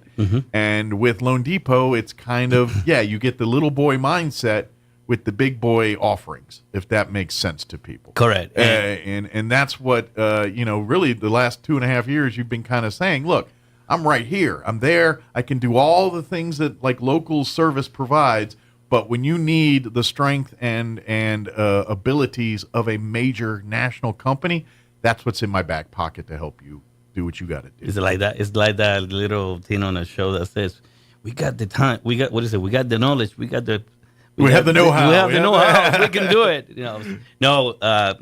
Loan Depot is a great company. Yeah. Okay. And I did a little homework before I actually joined them. So, like you said, you've worked for a lender too over the years, and so you all that is your gathering of experience and knowledge base, and you see the good and bad, the ugly of the lending world. You've been a part of it. Both. Mm-hmm. You've been a part of it. You've seen it from the other side, and so your experiences said of all the stuff that's going on out there. This is a company that truly is invested in the people they're giving money to, not to meet quotas, numbers, and appease the stockholders. I mean, folks, I've been blessed. I've been in great companies, okay, and done really good jobs for people.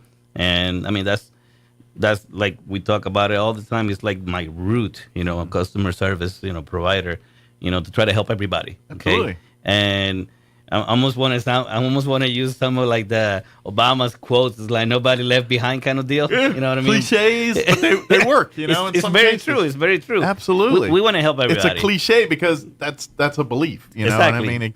The stereotype becomes a stereotype because a lot of people did it. And folks, we are still the second largest lending company in the United States that is not a bank. Yeah. Okay. I mean, that is a huge deal. Well, okay? and it's because, and to be honest, it's a big feather in the cap because when you're a bank, you automatically have a customer base. Like everybody that in essence has money sitting in your account, whether it's a savings account or a checking account. They're your prospects. That's an inside track on them. Whereas you don't have a bank with a bunch of people saying, I've got $1,000 in my Loan Depot bank account because that doesn't exist. You know what I mean? And so... I would look forward for that. That'd be kind of good to have. Yeah, who's to know what the future you brings? Never know. And so by default, every person that comes to Loan Depot for money is someone you had to prospect or they came to you. Exactly. Whether by reputation or whether it was Elliot's reputation or Loan Depot's reputation. Referrals, you name it. They're doing business because of reputation. Because they treated people well and the people that work for them treat people well and do it. And so they're doing something that other banks may not have to do because they don't need you like they need. Like Loan Depot is going. I mean, and that's just straight truth. Let me tell you something. They have to something dangle the carrot a different way. I know. Something that is very interesting. Yeah. I mean, since even before I came to Loan Depot, but mainly more when I even came to Loan Depot, I tend to get some of the flow of like, oh, I went there, they didn't take care of me. I went there, this fell apart. And folks, I've been saving a lot of deals and helping people. Not because I twist the rules or do anything kind of wicked. No, it's just we have different tools. We can go farther. We can you have a mindset at Loan Depot where the end game's different. Like you go to a bank and they're saying, we'll be happy to lend you money if this, and this are met. If they're not met, good luck to you. Loan Depot's kind of like, sure, we would love if you had this, and this met, but you don't. Let's find a different way. Maybe we can do it this way. They're going to say, okay, you don't meet the textbook criteria.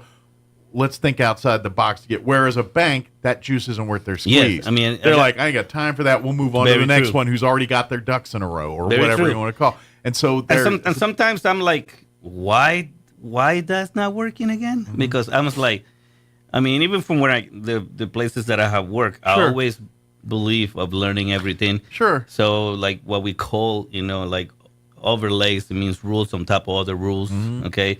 Because folks, a lot of banks and a lot of lenders actually have those rules. Sure. Because they don't want to take some risk that other places will probably take. And the fact of the matter is, we basically go by HUD's, FHA, guidelines. To be honest. Okay. Sure. So we're not doing nothing outside the box that is supposed to. You're just making the juice worth the squeeze. Exactly. To where other people don't want to touch that because it's too much work. It's too much work. Too much headache. Yeah.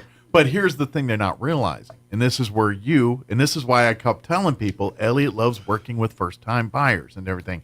Because you're setting a business plan, and this is what Loan Depot does as well, too. We're going to build a customer that if a customer comes to us and it's a struggle to get them a home, like they don't come in with perfect credit and perfect numbers and perfect things and probably been told by 2 or 3 people, I ain't got time for this, get your credit up and then we'll talk. Whereas Elliot comes in and says, you know what, the way the numbers stand right now, we can't do anything. However, do this way because this thing, come see me in 6 months and guess what? And you know what? Call me for updates and plans and say how it's going. Let's, that you work with people that if the recipe isn't right now, you sit down and let's get the recipe right. Whereas these other banks and lenders like get the recipe right and will come talk to me. Elliot's like, get the recipe right. This is how you do it. Are you willing to make a sacrifice here? If you are, then we can get you in this much quicker. If you're not, then we're going to have to do it this way. And even sometimes it's actually easier than that, to be honest. Yeah. I have a deal right now, folks, that an agent brought them back, to me and say, hey, this is falling apart. They're saying no to this, and that. And folks, to be honest, after I looked at it, it's like, my response is, I don't know what the heck in God's name they're looking at. Because I'm looking at it and there's no real true problem here. Yeah. Okay. So sometimes it's like you're saying, Sure. that they don't uncover all the stones. Sure. And I come from an island, boys, and guys over there, because I had gone fishing. Sure. And I go fishing for fish and for crabs and everything. You have to uncover the stones to find Sure. the stuff. And you've been okay? enough times where you know where the potential pitfalls could be, and vice versa. Like when someone does, I've seen it it's all. like and, you try to give them a reason. It's like, be honest with me, because at the end of the day, the good and bad, the ugly here, I can fix it all if I know it up front. It's the moments that you said, "Oops, I forgot I owed $10,000 to so and so or $100 to so and so," and that's what's screwing up the loan and folks, here. I'm like an attorney. I'm gonna find out. Yeah. Okay, so when you come to me, just tell me everything, and trust me, I'm in your side. Well, this is what happens when they look at your credit scores. They're taking all your debt, your credit, your ratios to that, and at any time you filled out a credit application or did anything like that online, there is a history and a record of that, and that's all the variables for your credit. Yeah, the rules on how a credit rating is established is probably not different now than it was, say, 20, 30 years ago. There's a lot of different variables. So even for quote-unquote seasoned folks, you look at your credit scores, how it was compiled in your prime days may not be the same today as how that's and done. and sometimes just being blunt here, right? Bold right here. Sometimes the people that you may be dealing with don't care much enough. Sure. I'm sorry to say it that way, because sometimes maybe the loan is not very big. Okay, so they don't have the time to deal with it, And that's basically what you got. and that's sad. Yeah. But in the end of the day, I want to take care of everybody. I don't care if it's $85,000 purchase. Sure. I mean, if you need help, we're here to help you. Well, okay? and that's where you can have the conversation, especially with the first-time buyers, when you say, I hear what you're wanting, but guess what? It's so much easier to get there when you have a house, when you have something that you're investing yourself back into. You want to drive the $700 a month car payment? You want to spend $7 for a cup of coffee every day? God bless you. But guess what? Those things hurt you getting your foot in the game in the house. And guess what? You get the house, even if it's not the house of your dreams, but every time you make a mortgage payment, a portion of that's going back to you instead of whoever owned the property to begin with. You're building. You're working on you. Exactly. So you're thinking, oh, yeah, I want that lifestyle. Guess what? You know how you get there? By having a solid foundation, making your house payments on time, building that equity, building that credit. And so when the time comes, when now all of a sudden that home that you paid $75,000 for, but you're really wanting the $300,000 house, guess what? You start paying into that 4 or 5 years. Next thing you know, you might have 25, 30, 50 grand in equity there. And sometimes knowledge and experience make a big difference. Absolutely. Because let me tell you, folks, when I have seen deals that other folks out there are telling, no, you can go there. And again, I go with the why? Yeah. Because if you do this and you do that, or if we can prove this, you can. Okay, so it's like, I think people are being cut short. Okay, and that's just it's sad that it's happening, but it's still happening. Okay, you come to us, we're gonna take care of you. Yep. And my staff, I got 2 new guys. Okay, I got my guy Luis Gonzalez. Okay, and then I got JC.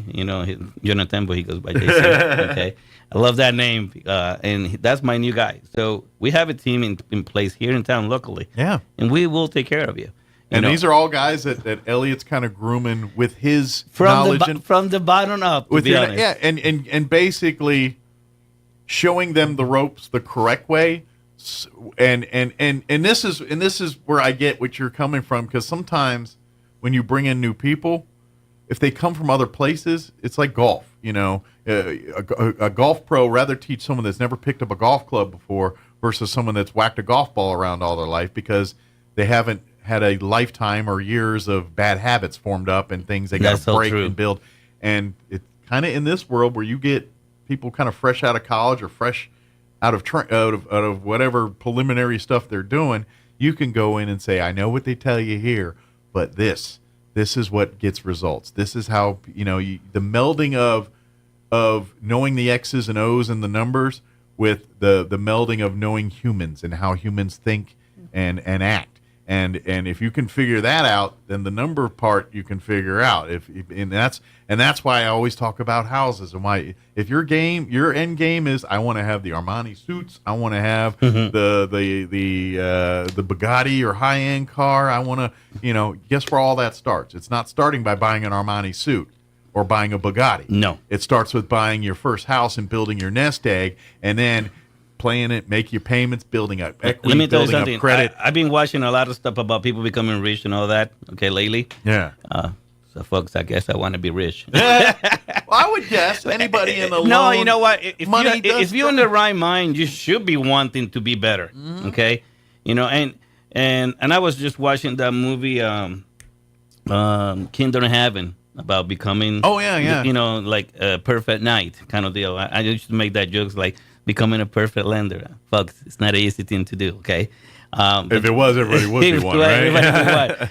But that's my goal, to be the best of the best, to be the lender of choice. Sure. And one of those things is knowing all the ins and outs of everything so you can actually truly help everybody. Absolutely. And if you can do that, the sky is the limit. Yeah. Okay. And that's where the advantage of is you're studying, you're constantly and let's face it, there's always the financial world is like the medical world. The moment there's a standard practice, someone's figured out a new way to slay the dragon. There's a new procedure for doing that. And you're right what you're saying. And those people that wanted to wear all those very expensive stuff, they didn't start it there. Yeah. They sacrificed everything The ones in the that did, beginning. didn't do it very long. Yeah, and they sacrificed everything in the beginning. Mm-hmm. They're saying that it's very difficult to make your first $1 million. Yeah. Okay. And folks, it's very difficult. Yeah. Well, and but then in the end of the day, when they're saying is after you make your first $1 million, then the second $1 million is what? A lot easier. It comes in. Yeah. It's once your foot's in the door, exactly. it's a whole. It's the same thing with houses. Look at like Metallica. There you go. That's a good Metallica example. is a ginormous name industry. They've got their own trucking company. Those guys don't need money for anything. But when Metallica started, those guys literally were eating bologna sandwiches, staying in a garage in the alley, having not two nickels to rub together. If you want to be the Bugatti people, you have to eat the bologna sandwiches you have to do and the thing sacrifices. while you get the thing there. And that's just how life works in this country. And this is what the beauty of capitalism in our country is. If you are willing to bust your hump, you will succeed. That is if very you do true. it, you will. I guarantee it. And folks, buying a house is very similar. If you follow my lead, you do what I ask you to do. I'm not going to tell you to break the law and cut some corners. We don't do that. Yeah. Okay? But if you follow my lead, you'll be part of the list of all the people that I have been able to help in the past. Absolutely. And we'll do that for you. One thing that I give you, my word is my bond. Okay? Obviously, I cannot never guarantee no loans because there's so many different factors that I do not control. And at the end of the day, yeah, people above your pay grade make the ultimate decision well, on it's what's not signed only, off on a it's loan. not only that. One thing that I have learned throughout the years, if I tell you could do a loan, guess what? You could do a loan. Sure. All right? Because you know the rules. I know the and rules. You know what they will accept and what they trust won't me, accept. I go 12 rounds with any underwriter, especially when I'm talking about income. Oh, my God. You have no idea. A lot of people getting paid so much different now than they used to. This is not the 40 hours thing anymore. It's a lot more contract work. It's a lot of different stuff. I mean, shift, work, all kinds of different stuff. Sure. And the fact of the matter is, out there's a lot of lenders that don't know how to deal with that. Okay. One of the things that I've been blessed is I'm a number guy.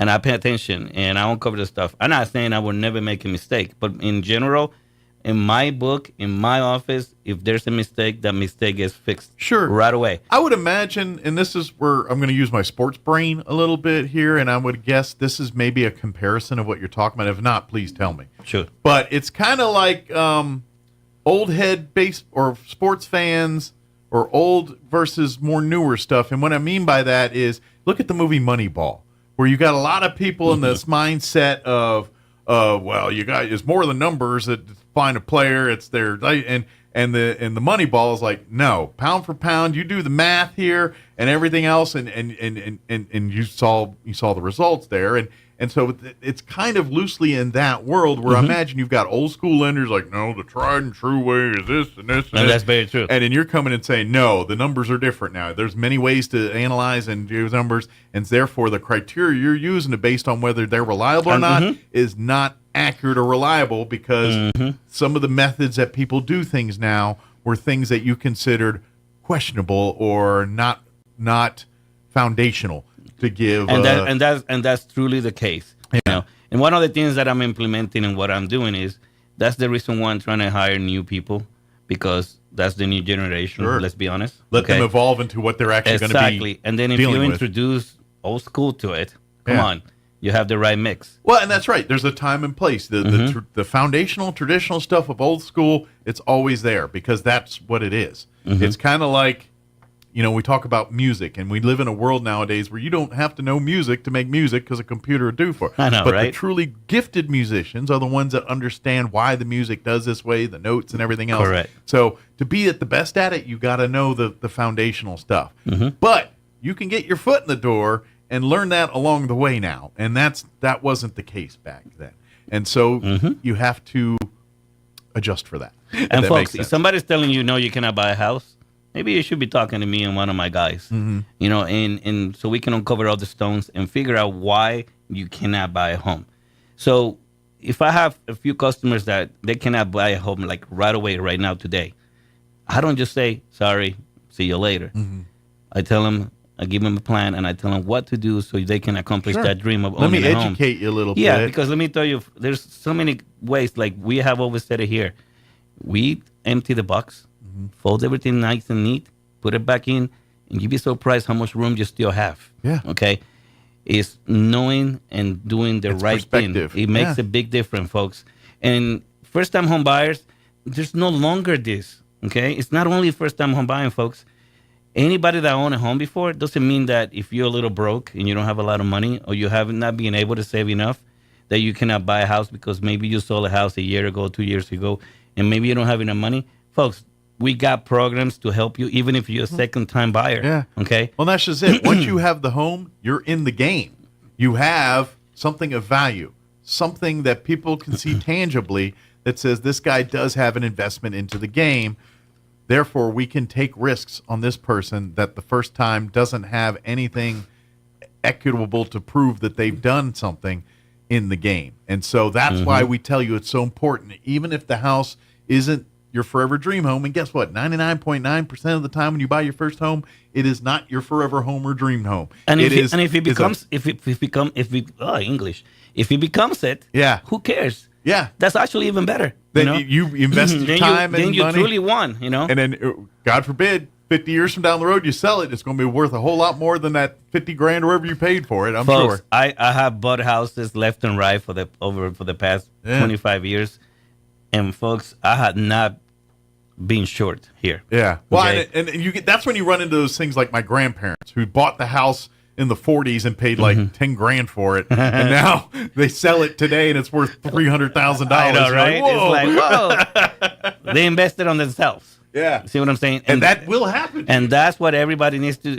It don't matter what's happening in the market. It doesn't matter if it's election year. It doesn't matter if everybody's blowing each other up in overseas or whatever. Folks, you have to live in today, here and now, and take care of you. Yeah. Because nobody's going to take care of you. And you just need to start planning for yourself. Absolutely. And not just worry about what everybody else is doing.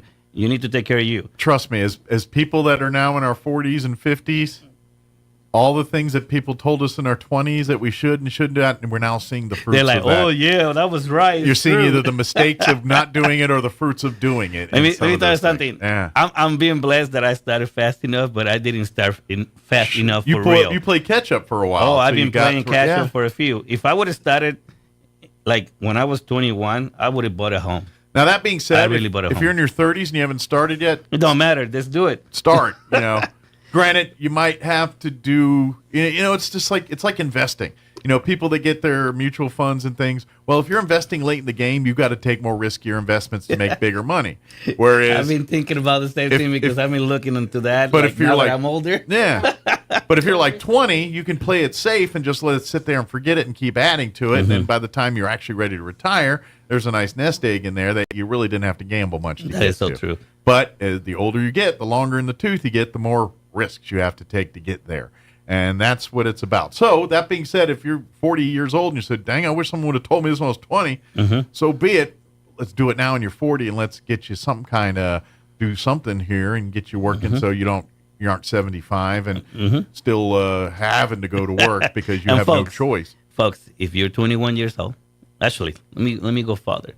If you're like 19 years old, whatever, and you've been working for the past 2 years, okay, and we can prove that, okay, you game. Yeah. All right. Let me tell you, folks, if you're young, you're older, and you have that itch, and you know you should buy a house for you and your family, don't be afraid of it. Okay? Let us tell you and show you what it can be done, and we'll take care of that. And I guarantee once you have a house, you're going to find everything so much easier. You're like, wait a minute, this was not hard at all. Why did I was? And you're let me like, tell you something. My customers, and I know 100% where you're going with that. Yeah. Let me tell you something. You hear the stories and all the nightmares and people that they went to the closing table and it didn't happen. Folks, I knock on wood in here, okay? And no matter which company I've been, that has not happened to me, okay? People that plan, people that organize, we don't do have that. very few emergencies you'll notice in life because they've planned for it. And even those, and it's no different than when you go in any other setting and you go into public and you see the people that are calm and doing things and the people that are going crazy. People that are calm, they've been there, done that, got the T-shirt and planned and organized. Every time I get a deal that, can you please help us? We were supposed to close last week. Yeah. And like this happens, like, how in God's name they didn't notice this thing? Yeah. I find it interesting. But, folks, no matter how, if you're young, if you're older, Loan Depot has, we have the tools, we have the technology. Sure. Okay, we really wherever do, you're folks. at in life, you can meet. You can help make them. it, and I'll tell you, I'll give you a plan, and we'll make it. We'll make it there for you. Absolutely. And like I said, my word is my bond, and I will deliver for you guys if you do what I ask. Absolutely. You to do. And that being said, too, like because we talk about people with credit issues, because that's how most of us. None of us have a perfect. But if you're those folks that have the 800 credit scores, even and better. The perfect, even better. There's even more he can offer you. So don't look at this as like I only help people with issues. He helps everyone. If you've got all your ducks in a row and you're just like, all right, Elliot, let me tell you what I want, and he'll do it. But if it's like, I got this, I want to get, I don't know what to do, then you can help. But either way, so if you've been playing the game for 100 years or this is your first rodeo, let Elliot. Folks, check me out on Facebook. Let me tell you something. We do first-time home buying programs and we do repeating, buyers. Okay, and I post all that stuff online. Ask me about Access Zero. Ask me of New Mexico Authority, which is MFA, which is first-time home buying programs. Folks, not because you have a lot of money in the bank doesn't mean you cannot buy a house. Yeah, you're paying rent, might as well get you a house. Okay, and if you have a lot of money and you don't want to use all that money, that doesn't mean you cannot get these programs. You also can get the programs just the same. Absolutely. Okay, the government has made it that is fair and equal for everybody to be able to purchase a home. You just have to meet the qualifications for it.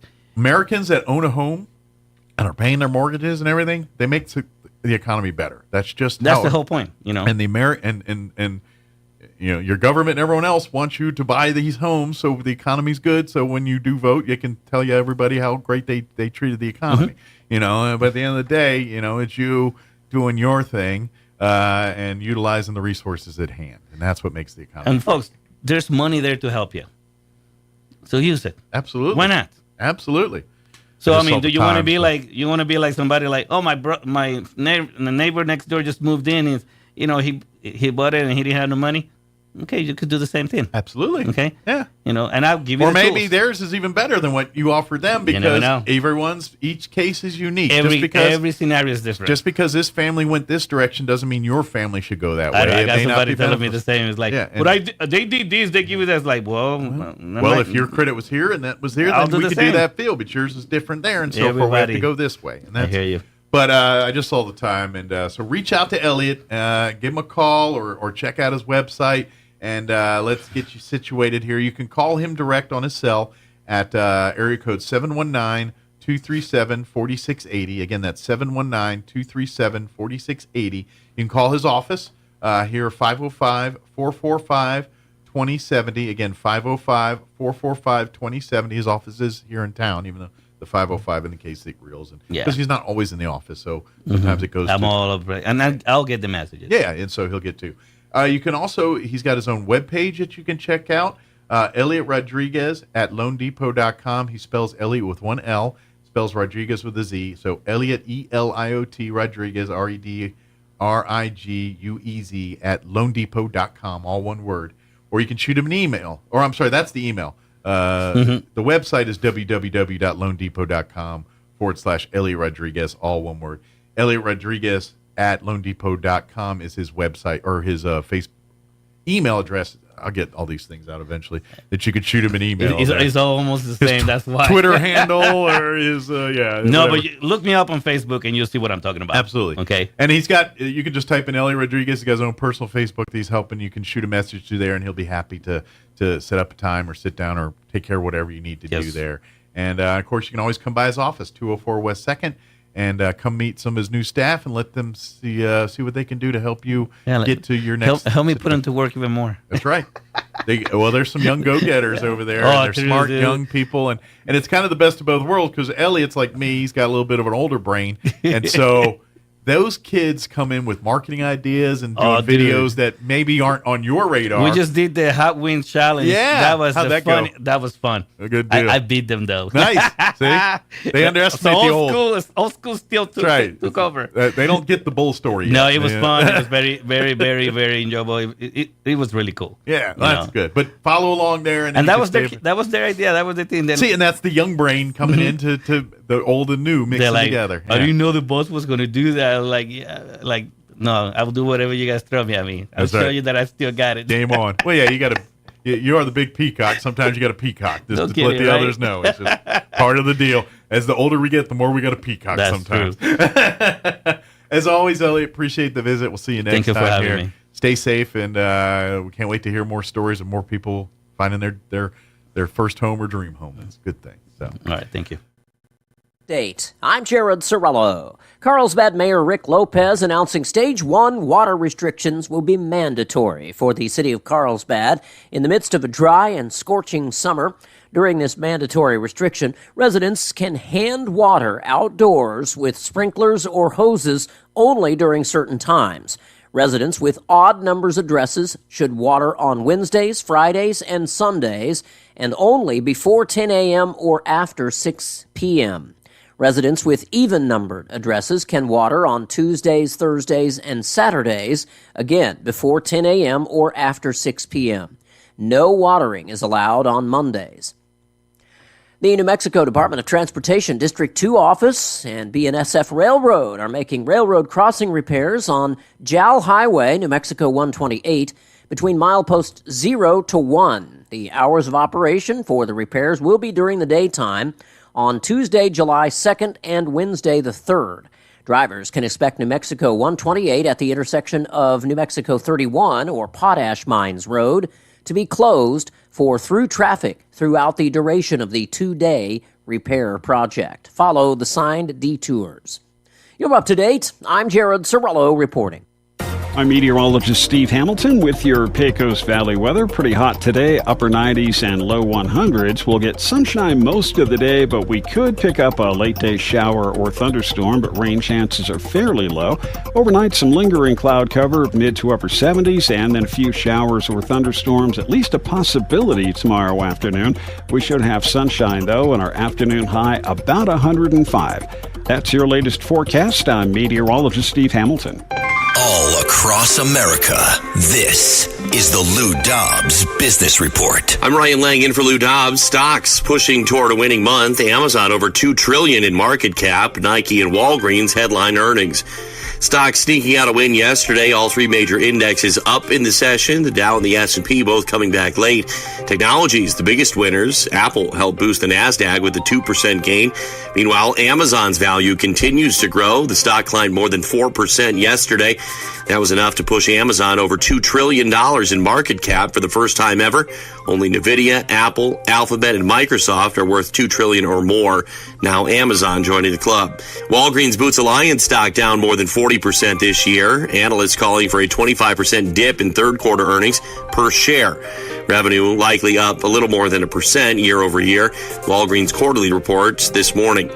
2 days of trading left in June. All three major indexes on pace for a winning month. The Dow Jones Industrials hovering closest to neutral. Tomorrow's May PCE price index report, the Fed's favorite inflation gauge, could tip the scales in either direction. Please join Lou twice each weekday for the Lou Dobbs Business Report right here. Business news you need to know. Keep listening for more. This is the Lou Dobbs Business Report.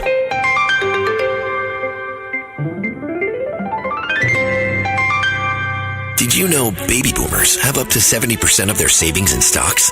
This could be disastrous if the market's correct. Thousands of boomers are now backing their retirement with gold. Call Thor Metals Group at 844-944-THOR and learn how to protect your money. They're offering a free ounce of gold with qualified purchase. Boomers just don't have years to recover. Call Thor at 844-944-8467 or learn more at ThorGoldReport.com. That's ThorGoldReport.com.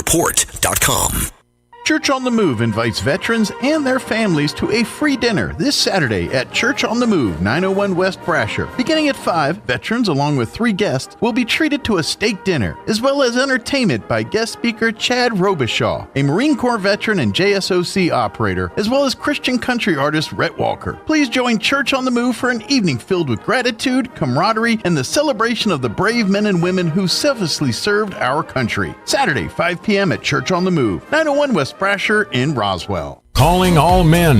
June is Men's Health Month, and Artesia General Hospital wants you to step up and take care of your health.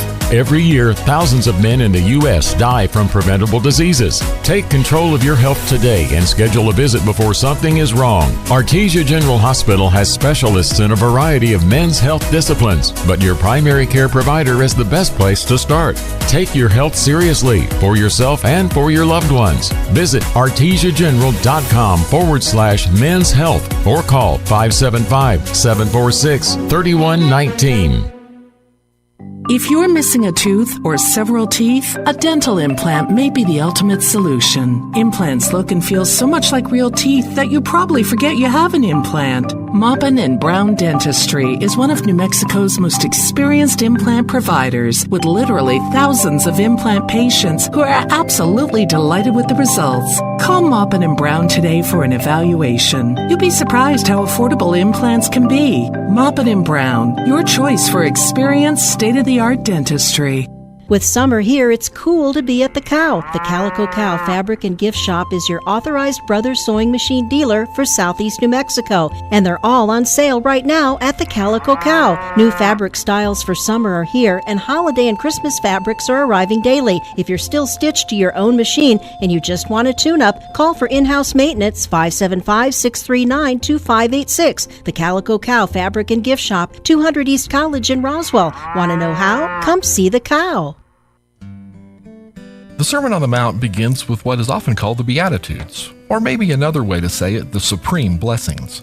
The blessings that give the true path to God. Jesus takes the human concept of happiness and turns it upside down. The ultimate goal in life is not just the pursuit of happiness, it's the pursuit of God's rule. The first Beatitude reads, "Blessed are the poor in spirit, for theirs is the kingdom of heaven." Let's first talk about what poor in spirit is not. It has nothing to do with physical poverty. It has nothing to do with being sad or depressed. The person who is poor in spirit recognizes their spiritual poverty and recognizes that they must fully rely on God. It's a state of humility in the realization of the sinful state and complete dependence on the good grace of God. Isn't it a relief to know that we don't have to rely on our own strength, but can fully rely on the strength of our God? Join us at the Country Club Road Church of Christ for worship at 10 a.m. on Sunday, located on the corner of Country Club and Washington in Roswell.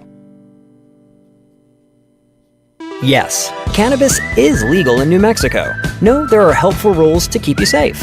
For instance, yes, you should only buy from a licensed dispensary. Know that if you don't, yours might contain harmful substances. And yes, cannabis slows reaction time. So, know that you should never drive high. Know your yeses and nos about all things cannabis. From the State of New Mexico Cannabis Control Division.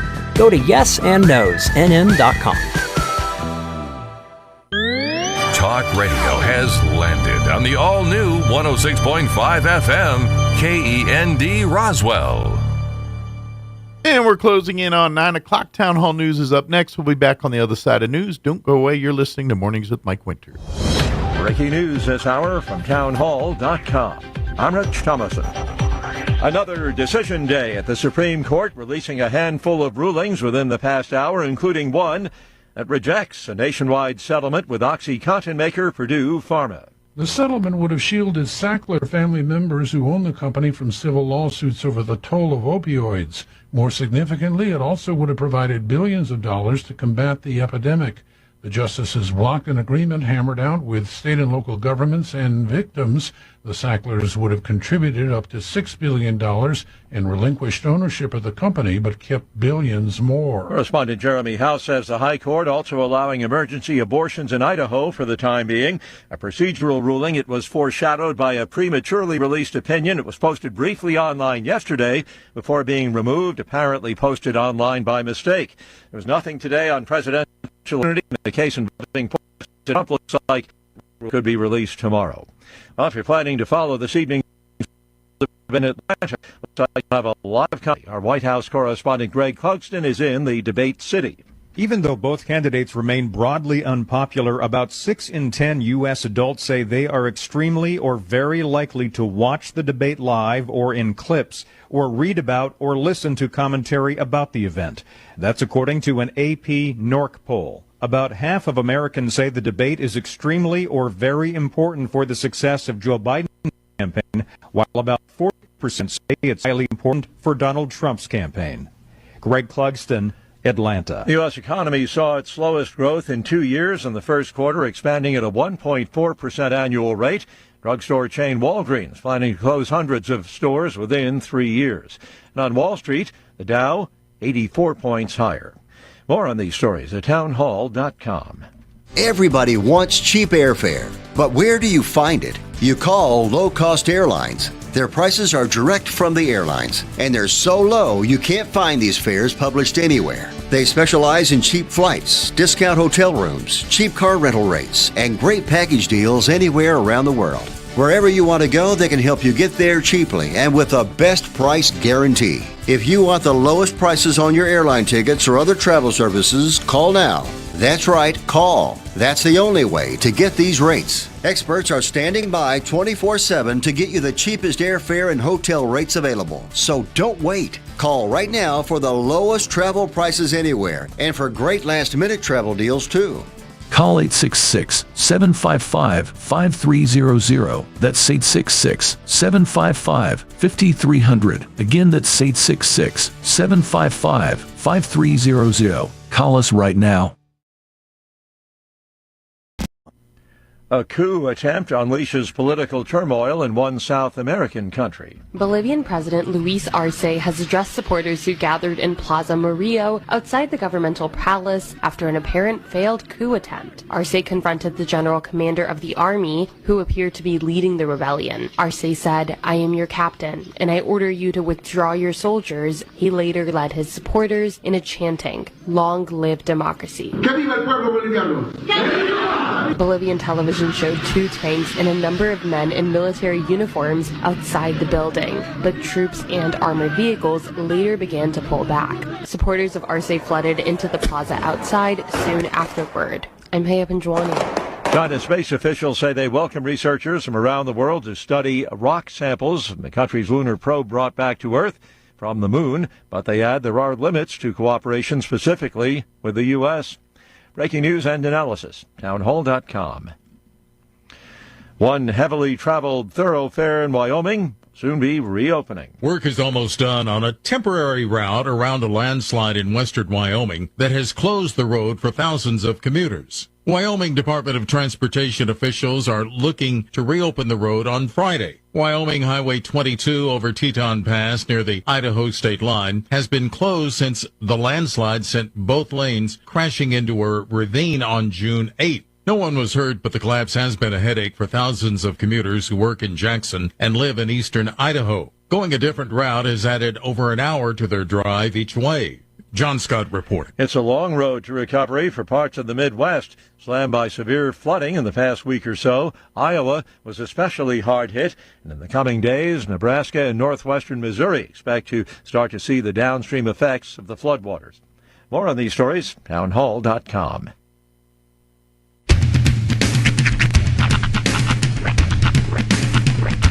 What in the wide, wide world of sports is going on here? I promise you, whatever scum did this, not one man in this force will rest for 1 minute until he's behind bars. Now let's grab a bite to eat. Yeah, come on. I feel the hot wind on my shoulder and the touch of a world that is older. I hit the switch and check the number. I leave it on and then I slumber.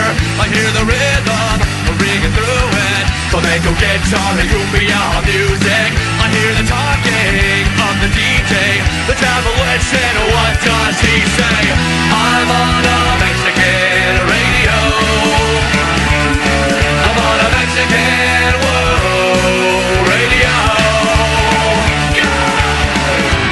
Broadcasting live from high atop the J.P. White Building in downtown Roswell, New Mexico. It's Mornings with Mike Winters on 106.5 Roswell's Talk FM. Is that what I sound like when I talk? Now, here's your host, Mike Winters. And good morning. It is 6 minutes after 9 o'clock. Welcome to hour number 3. The Deuce. I mean, Tracy Biernos. Hours are all off. Well, Jocelyn Deuce for you. She did. I heard her come in here and deuce. Which I don't know if I upset her when you were gone, because I just took it upon myself to go ahead and self-deuce. Oh, you self-deuce. I did the, it's so hot outside. How hot is it? So I did, the deuce. I side-mouthed it. I like to bring it to I was like, oh, no, don't get up. You don't have to get up. It's a long walk in here. I don't want you to. I like to bring them in. I like to get them some mic time, even if it's for one word. Oh, that's what and that's the thing. I love when you guys, when the video people come in here and talk. Mm-hmm. It helps, you know? Sure, absolutely, yeah. You got something to say, come say it. Absolutely. We have, you know, and I know Jocelyn's got 16 or 17 messages to get out there, so all the mic time she wants. She's a busy person, absolutely. But yeah, I do. I like to, you know, that's part of the thing. I mean, people probably get tired of hearing me talk. Same. God knows I do. Right? By the way, I've now, as of yesterday, watched the first 4 episodes of The Boys. Oh, yeah. That's right. The new season is out. It's good. Okay. It's, now that they're into the 4th season, don't get me wrong, they still throw the gratuitous shock factor in. Okay. However, I don't know if it's because now I know what I'm getting into, or they scaling back. But it didn't seem as shocking as some of the... now, I'm only 4 episodes in, and there's probably another 4 to 6 episodes to go here. And it could honestly be that they know their audience. If you're watching season 4 of The Boys, you're not jumping in. Yeah. So they know they've given you plenty. Now, that being said, there are a few scenes that you're like, oh, that's disturbing. And yes, there are those. See, and I'll be honest with you, those are the scenes where I'm like, I don't know if I want to watch this. It's enough to, like, there was one particular, like, oh, that was not necessary. But they put it in for gratuitous reasons. But I am intrigued on how it's going to play out and how it's going here. And, you know, of course, spoiler, if you haven't really watched it before, not season 4, I'm just talking about The Boys in general. Homelander, who's like the main guy, who's like kind of indestructible, who's kind of a power hungry, you know, kind of the bad guy in this. You know, of course, he has his son, and this is, of course, if you watch season 3, kind of his son. And so now this season's kind of him kind of grooming the son, and the son's teetering on. Yeah, that was like the cliffhanger to. last season was the son decided to go with Homelander. Yeah. And then, of course, Butcher, we're left knowing that he's got a finite amount of time on Earth left. And so they're dealing with that part, too. So that's something that sort of has bothered me about another show. So as I mentioned, we're watching through the show Shameless. Yeah. Now I know because of reading it online that William H. Macy's character Frank makes it all the way to the very end of the series. He lives through the whole series.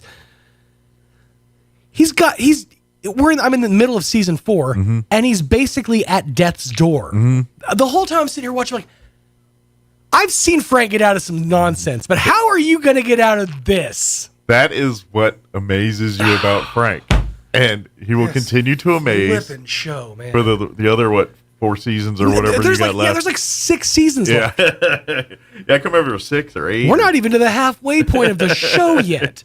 Yeah, Frank, he's a Teflon dude, man. It's real impressive. I gotta say, it's real impressive. And to be honest, there's going to be later seasons where you almost like Frank. Almost. There has been literally one time in this entire series so far where I looked at Frank and was like, all right, well, you're not a total piece of trash. And there's going to be 1 or 2 of those more. They'll pepper it in. And then, of course, he'll just, never mind. And that is, and I said this to Misty, that is a testament to the skill and craft of William H. Macy. Yeah. That man can act. Absolutely. Because, he's got great characters throughout TV and film. He just does. He really does.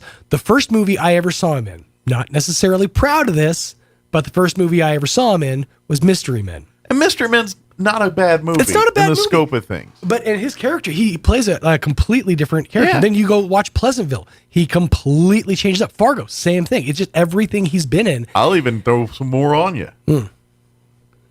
Sahara, where he plays Admiral Sandecker, which if you're a Clive Cussler fan of books, right? That's like the main boss guy in his Dirk Pitt adventures and his so he plays a completely military straight-laced type character in that. So what was the movie he was in where he was a door-to-door salesman?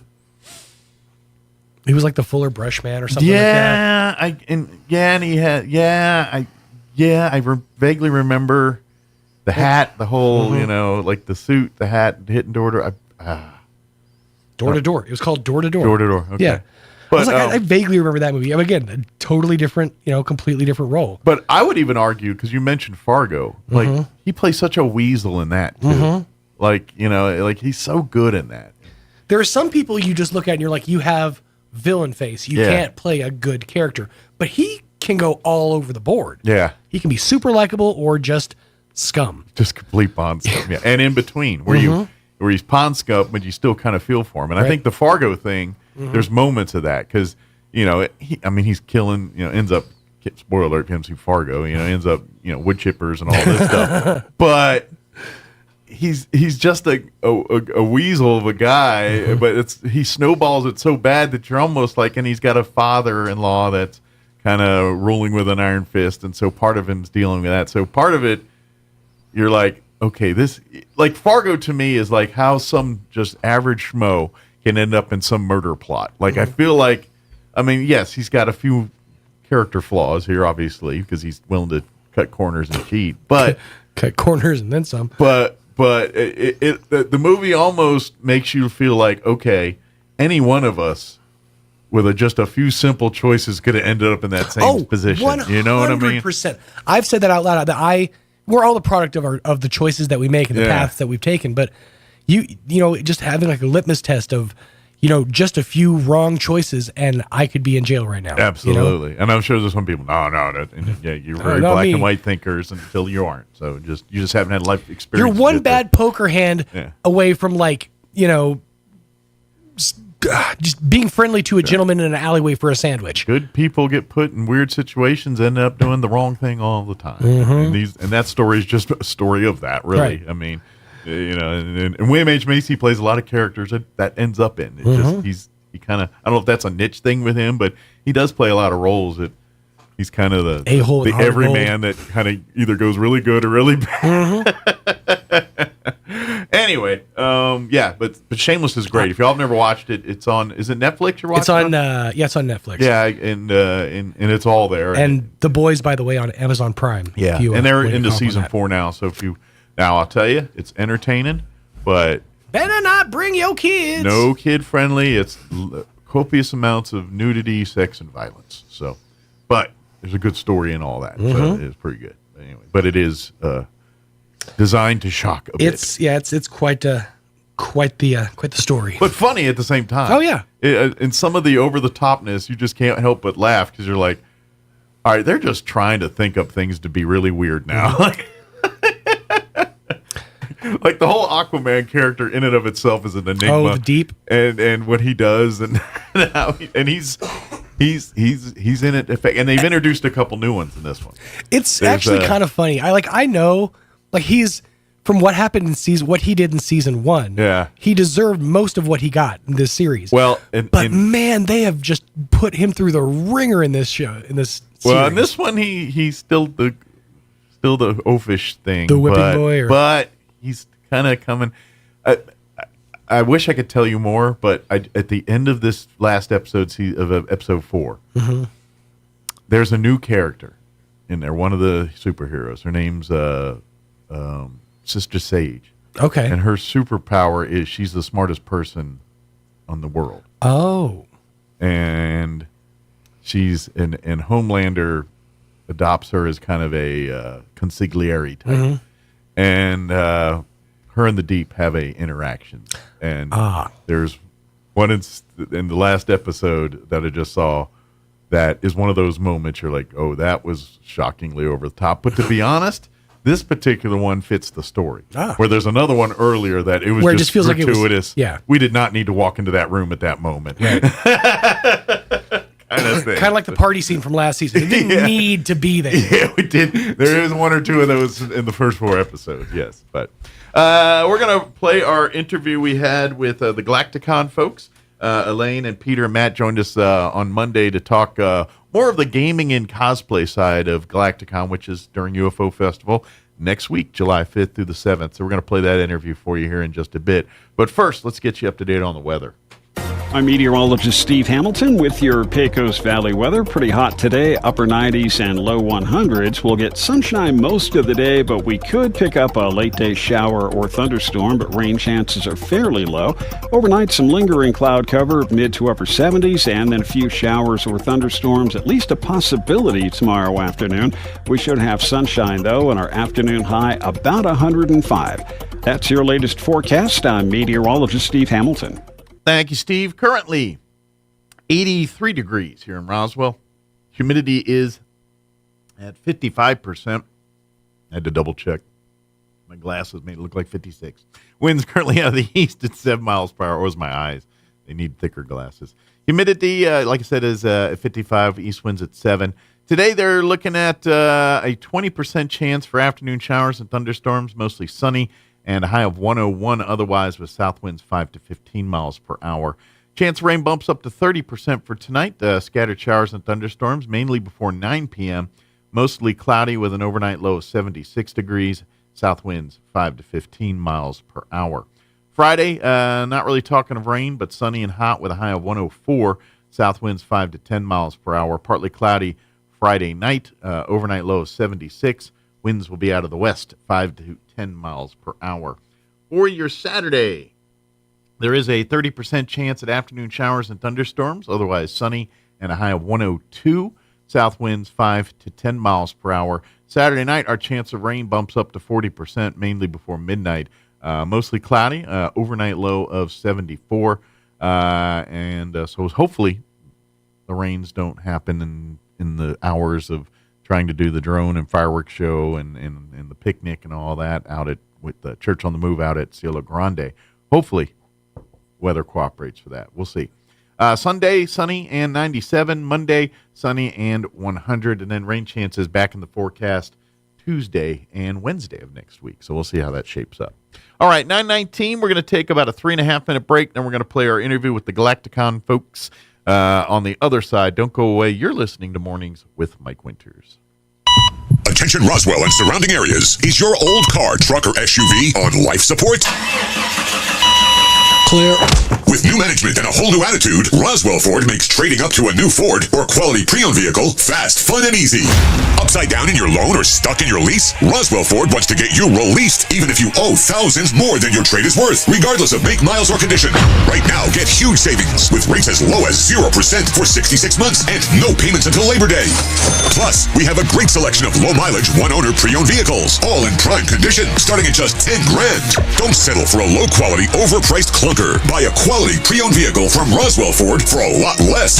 Worried about your credit? Don't sweat it. We've partnered with the most aggressive lenders that will push to approve you today, even with bad or no credit. Lower prices, exceptional trade-in values, and a better buying experience. Get on board at Roswell Ford, 821 North Main Street in beautiful Roswell, or online at roswellford.com. $1,515 per thousand finance on select new Ford models with approved credit. It takes a long time to develop trust. At LaGrone Funeral Chapel, they've been earning your trust for decades. They understand how important it is to friends and family to celebrate a life in the way you choose. The professionals at LaGrone will ease your stress and anxieties. They'll provide the guidance you need to select a service that's appropriate. And that's what they've been doing for generations, earning your trust and doing the right thing. LaGrone Funeral Chapel and Crematory, 900 South Main in Roswell. Online at LaGroneFuneralChapels.com.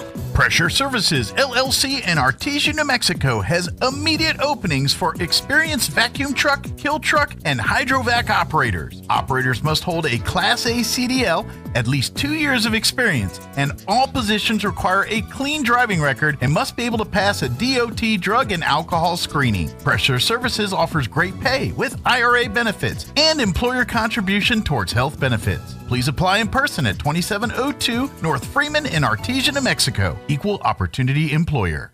Hi, this is Jim Gill from Roswell Seed Company, here to announce that our geraniums are ready. So now the great debate begins. Are they pink or are they raspberry sorbet? Are they orange or are they Caribbean coral? Well, whatever you call them, they're the prettiest geraniums anywhere. We raise them in our own greenhouse, then send them home with you to brighten up the world. So come get yours now while the selection is best. Don't worry about the silly names. I heard that. Yes, dear. Coming, dear. Right away, dear. Of course, you're right. Church on the Move invites the community to celebrate One Nation Under God this Saturday at Cielo Grande Park in Roswell. The celebration begins at 3 p.m., where the first 3,000 people will be treated to a festive picnic with mouth-watering brisket, sausage, and sides. Then, when the sun goes down, get ready to look up for the biggest drone show in Roswell's history, along with a bigger, better fireworks display to light up the night sky. Best of all, it's absolutely free. Celebrate America with Church on the Move and One Nation Under God this Saturday at Cielo Grande Park in Roswell. See you there. Did you know the Healthcare Authority is a new state agency in New Mexico? The New Mexico Healthcare Authority cares about the health and well-being of every person in the state. We offer services like Medicaid health insurance, help with buying food, SNAP, cash support, household utility help, behavioral health services, child support, healthcare coverage support, and help for people with disabilities. To learn more, visit yes.nm.gov or call 1-800-283-4465. Here's a Mornings with Mike Winters fun fact. The U.S. Treasury once considered producing donut-shaped coins. They instead decided to go with coin-shaped donuts. Here's Mike Winters. Joining us. And good morning. It is 28 minutes after 8 o'clock, and joining us in studio this morning, talking Galacticon, which and UFO Festival, which is all happening July 5th through July 7th. Of course, Elaine Mayfield back with us here, head of Galacticon. Yes, Monday morning. Yes. Good morning. How are you? And then we also brought two of our I guess you could say specialists that are part of this year's Galactic. Specialist is a good term, so I'd go with that. Put it on the cards. Yeah. And they're on my board, so that we have an executive board that so we can help each other out and do things year round, hopefully. Well, you know, we tend to find that, especially for events like this that are staples and been going on, it's better to have a collective group of people making decisions and helping with logistics versus one person doing it all. You find out real quick that it's very hard to do that. So guys like Matt and Peter here are definitely helping. Of course, Matt Bromley, you're the gaming guy. All the gaming and stuff that's going to be going on at Galacticon, that's kind of under under your umbrella. Yes. And then we also have Peter Powell, and you're kind of in the cosplay world of everything Galacticon. Correct. I do emceeing, and I also do the cosplay contest, trying to get people involved. A lot of great costumes out there, and you want to see everybody out there. And when we look at, because, obviously Galacticon, we're going to have a lot of folks coming from out of town, from all over the world, coming to see our little patch of woods here for that weekend. And so we're going to have a lot of out-of-town folks here, but Galacticon's one of those things, and so is the UFO Festival. There's equal parts things for locals as there is things for the world, so to speak. And so a lot of the stuff that you do at Galacticon, we want to get as many locals. We talk about the pet and the human costume contests that are kind of traditions of UFO Festival weekend and everything. That's kind of, yes, we have our out-of-town visitors come and dress up and participate, but we get as many locals, if not more locals, like to participate in, say, the costuming, the cosplay side. Certainly, as we're adding more and more of the gaming element to the Galacticon, we have quite a large contingent of gamers right here in our neck of the woods. So, so you're going to equally meet someone that probably lives in the other side of town versus someone that lives in Europe. And that's really the fun part of it. Yeah. I mean, you get to meet some really cool people from all around the world. Absolutely. You certainly do. And I imagine it's a lot of fun for your scope because, when we get to gaming, no matter if it's table games or computer games or something in between, or if it's certainly cosplay and costuming, because there's so many different camps and beliefs in these things, especially like in the cosplay world, you got folks that you need to be true to characters and you need to get it exactly right. Other people are like, no, I'm just in the universe. I'm not Darth Vader. I'm a guy that lives on Tatooine that had a bar or had a widget shop. You know what I mean? Exactly. That's the world. Yeah, and in the cosplay universe, we love seeing original ideas. Yeah. You can build on something so simplistic and make an original character, and it's always great to see when people do that. Yeah, and so that's kind of the melding of all this weekend and what really Galacticon's about. It's as the years have progressed, there's kind of been different majorities of people. Obviously there's a lot of steampunk history in the history of this Galacticon, and there still is some of that, but it has evolved so much more from those first years of Galacticon, where it's a much broader, much more all things just nerd. Yes. Peter was one of the founders of the Steampunk Society here, and so he's been involved with that part of it, and that's how we met and pulled him into this. One thing that we talked about briefly before was the difference in costume and cosplay. And it's really a persona in the cosplay, like you said. Sure. Right. Where the costuming, they're trying to get the details right. Kind of, like you look at like is it the 405th? The Star Wars. Oh, the 501st. 501st, thank you. There may be a 405th out there. I have a lot of, I'm a jack of all trades, master of none. I have nerddom in a lot of things, but uber nerddom in nothing. Uber nerddom. Yeah. So, but of course, those folks are much about getting it as movie quality as possible. Like when a stormtrooper from them walks in, they want you to think it's straight out of Tatooine or straight out of the Death Star. You know what I mean? And I completely understand that because there are a lot of cosplay community out there that they go for movie accurate replica. Sure. Around here, you can show up with a spray painted cardboard box and say you're Megatron, it's and fantasy. We're good with that. Yeah, it allows for the Picassos of the world to come into the cosplay. It's like, this is my interpretation of what life is like on this planet. This is my interpretation of what the common person is doing in the Death Star when everyone else is fighting the Rebel Alliance. Exactly. And going back to the steampunk aspect of it, there is no wrong answer in steampunk. Sure. You can be a kid with goggles and a hat and be a steampunk newsie. Sure. And it really in the genre, like you could get some that more think of like when you say steampunk and you think of Jules Verne and you think of that the futuristic with the 1800s with the Victorian vision era. to it. Vision to it. And that's, I guess you could say, steampunk in the traditional sense. But then there's like subgenres, and some are like, I only focus on Civil War era stuff, or my focus is on more of the steam technology, less on the costuming, and more. Everyone has their niches, correct, within the culture, so to speak. Correct, and that's the beauty of it. It's all niches come together, and sure, you put a bunch of people passionate about a thing in a room, they're going to argue about it. But that's part of the fun. It's no different than, like, of course, we.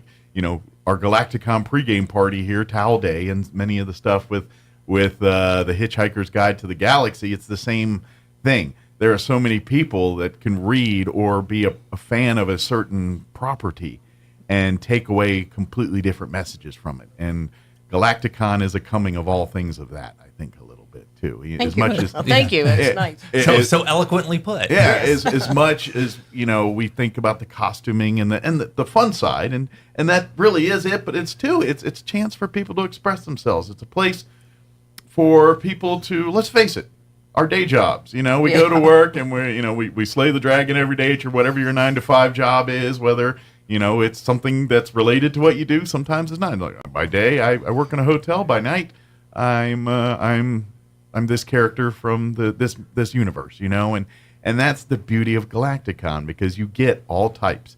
You get folks that they're young and this is their life. You get folks that by day they're lawyers, they're doctors, they're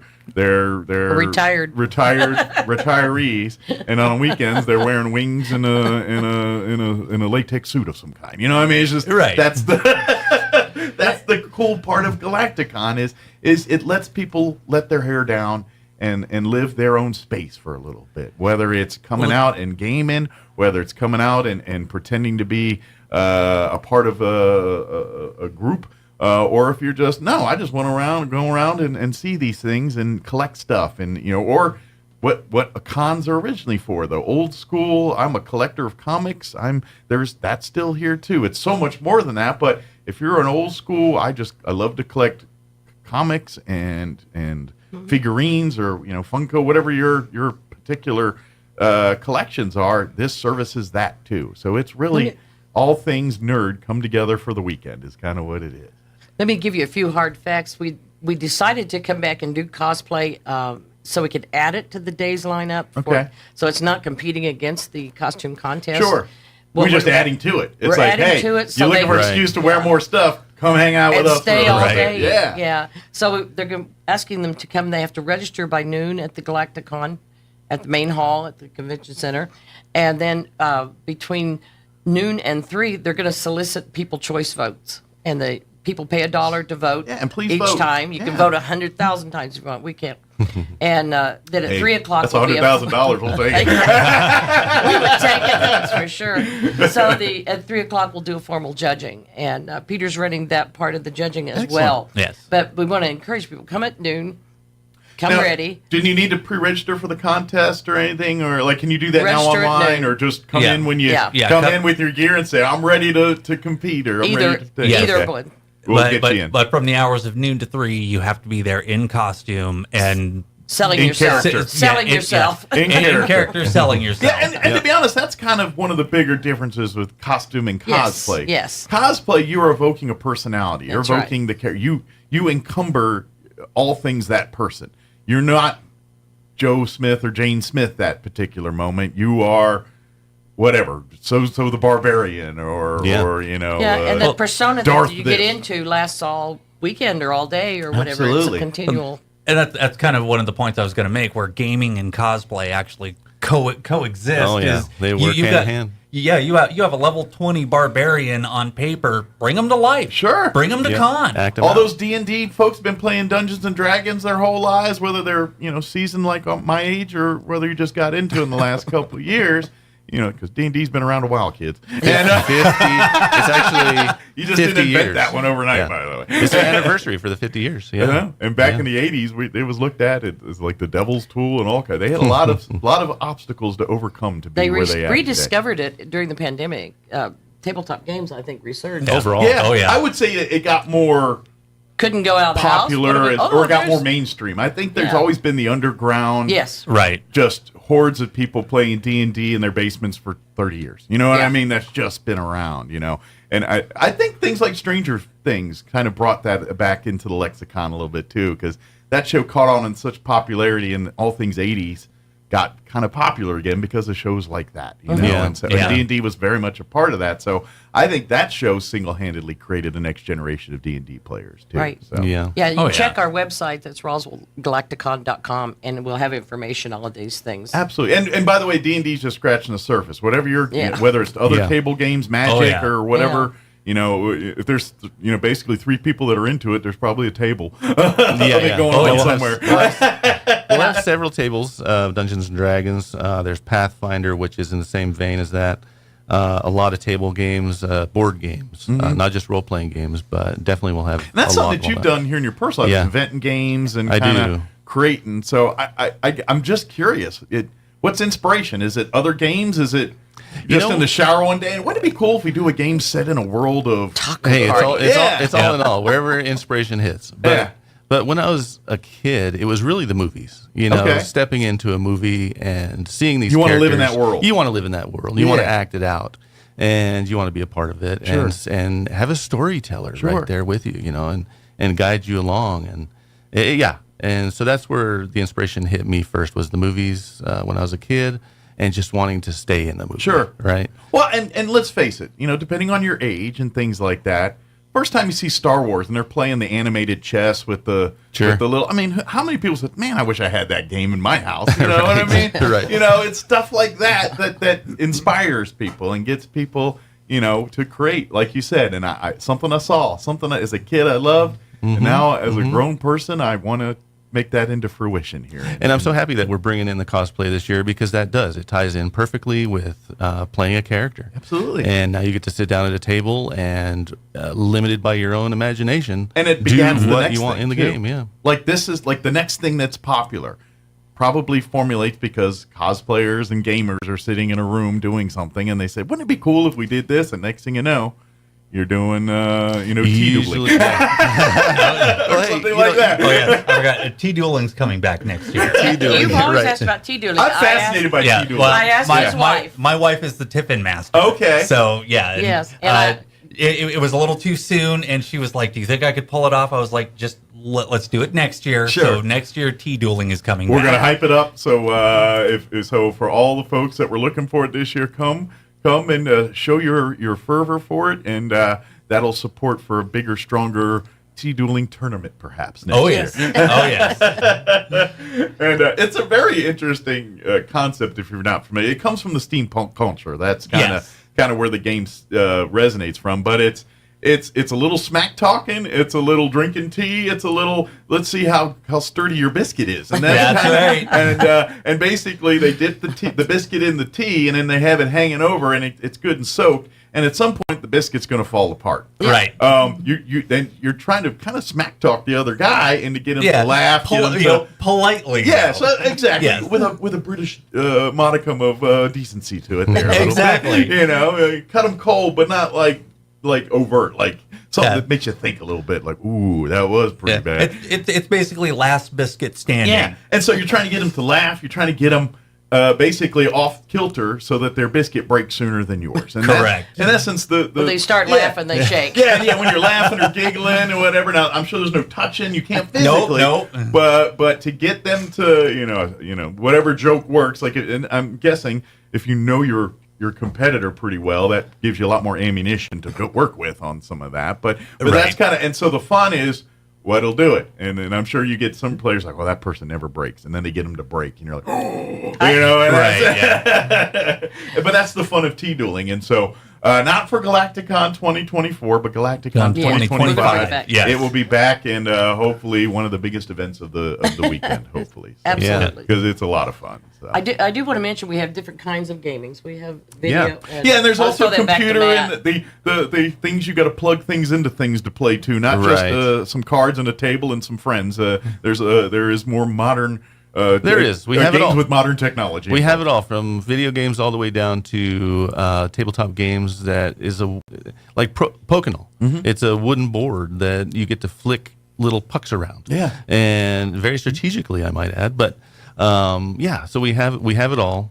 Like I said, from Dungeons and Dragons to tabletop games such as Return to Dark Tower. There's a lot of Marvel stuff that we have. Is that based on? Hold on. Yeah. My inner nerd's coming out a little bit, because when I was a child, my mother bought us a board game that not many people had. It was crazy expensive to own at the time. Yeah. And now you can see it on eBay for like $200. And it's called The Dark Tower. Well, there's the Return of Dark Tower. And that's what I was wondering. Is it an offshoot of that game? I believe it is. I loved that game as a kid. And basically it was in that era when electronics were starting to show up in board games. It was kind of before Nintendo and all that took off. Pong and maybe Atari was around about that time, but we weren't into the next evolution of gaming. And so there was a lot of board games that had electronic element that came out. Yeah, the tower, it has certain things that it does electronically. It was a big black tower that sat in basically Exactly. there's 4 lands around, and you had... It's the same, yeah. You each had your land, and there was like an armory, ruins, and each had a different...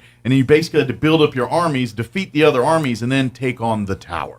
And fight on. And that was the premise of the game, and it usually lasted like Risk, about 2.5 days to get through all of them. I'm not sure in the original version. Exactly. I'm not sure in the original version, but in the new version, in Return to the Dark Tower, it has elements that come out of the tower as well. There's like skulls and different things that it drops in certain territories. 80s technology was not quite there yet. I mean, we had little video clinics, music, wait, action time, Right, yeah. Now it actually drops things on the board randomly. Now they get virtual on you, all kinds of stuff. Right. But we have a wide variety. Oh, that is so cool. The newest thing this year that I'm introducing is Miniature Terrain Gallery. It's a gaming gallery. You don't play at these tables, but it's a gallery where you get to see people's work and local artists. So it's kind of a check this out / maybe inspiration thing. If you're wanting to create your own game, I would say don't copy games per se, but maybe get inspired. It's like, I love what they're doing here, but I would twist it this way, and that's you get to create your own scenery. You've seen the old, from a movie or a TV show, the guy is in his room with the war game table, and he's acting out some historical war. Oh yeah, and we're going to have Warhammer. We're going to have different tables set up like that. So maybe a few history buffs want to get in there and have a little fun with some of that stuff. Yeah, absolutely. And that's the beauty. And to be honest, y'all are the same. I'm telling you right now, your history nerds, your gaming nerds, your jocks, you're all the same. You're all fervent about your thing. Yeah. It's all the same. Yeah. And then you're going to realize that it crosses over, and you meathead jock guys are going to be like, oh, there's some cool, you know what I mean? Like, because that's where the jocks versus the nerds. There's always that line in the sand, and I'm like, that line's blurry as all get out. Y'all don't realize. You are the same people, and the age is the same way. We have the older people and we have young people there, Absolutely. and all doing the same thing, all interested in similar it's all things. a gathering of people that kind of like the same thing, and if not the exact same thing, the essence of that thing, and that's really what Galacticon is in a nutshell. It's all things. That's why I keep saying it's all things nerd. It's just, if you're into collecting, maybe you're into 60s cartoons. Maybe I love the old classics, I'm the Looney Tunes. Guess what? There's going to be people that are just like you that are into that, and you'll probably find collectibles and things that speak to that, Oh, yeah. Or if you're like, nope, I like Battlestar Galactica. Not the new stuff, the 70s. Okay, come on in. We're going to get you. And there's a whole genre of people that are into exactly what you're into. And that's what Galacticon is. We have another thing new this year, and that's the library for the open place. That's right.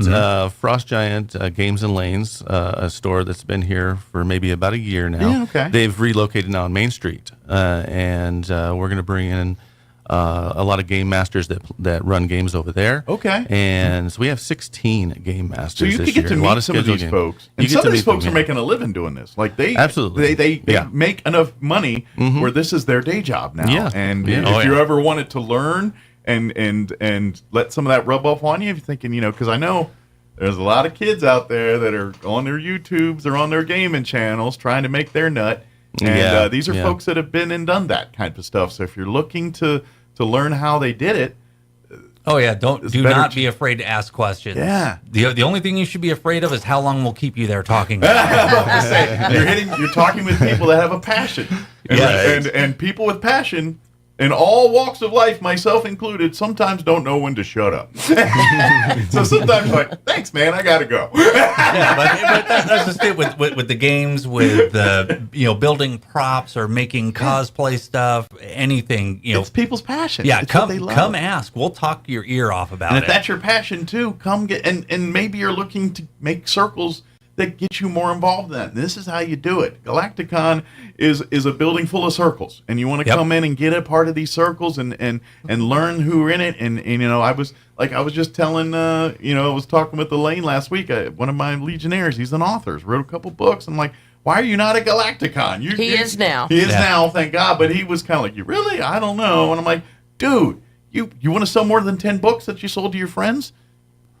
Get out there and meet people that read exactly what you're writing. Exactly. That's what Galacticon. Yeah, there's a game that I'll be putting out here in the next year called Pirates of Fortune. It's a game that I've spent many years on, but like you're talking about, there's networking going on at Galacticon as well. There's an artist there that I hired to do the artwork for the game.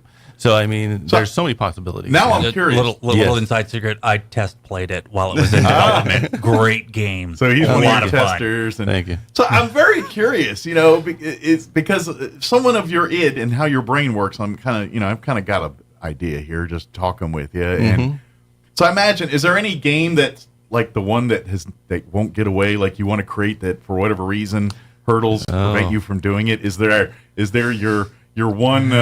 I don't know what you call it. Your holy grail of games you're trying to. There's really get out about there? 7. Okay. I was like, there's one, but actually it's about a dozen. Right. And whatever it is, like, I don't know if technology's just not there to meet your vision. No, it's not that. I like to keep it, just all tabletop. Sure. No, there's no plug-in. And that's we're here the to beauty play. of tabletop, And, really, is you can play it wherever there's people. Yes. It doesn't have to be. I mean, sure, it's nice when it's air conditioned and you got snacks handy, but you don't have to. Well, I've been challenged before. Can you create a game that doesn't involve a table?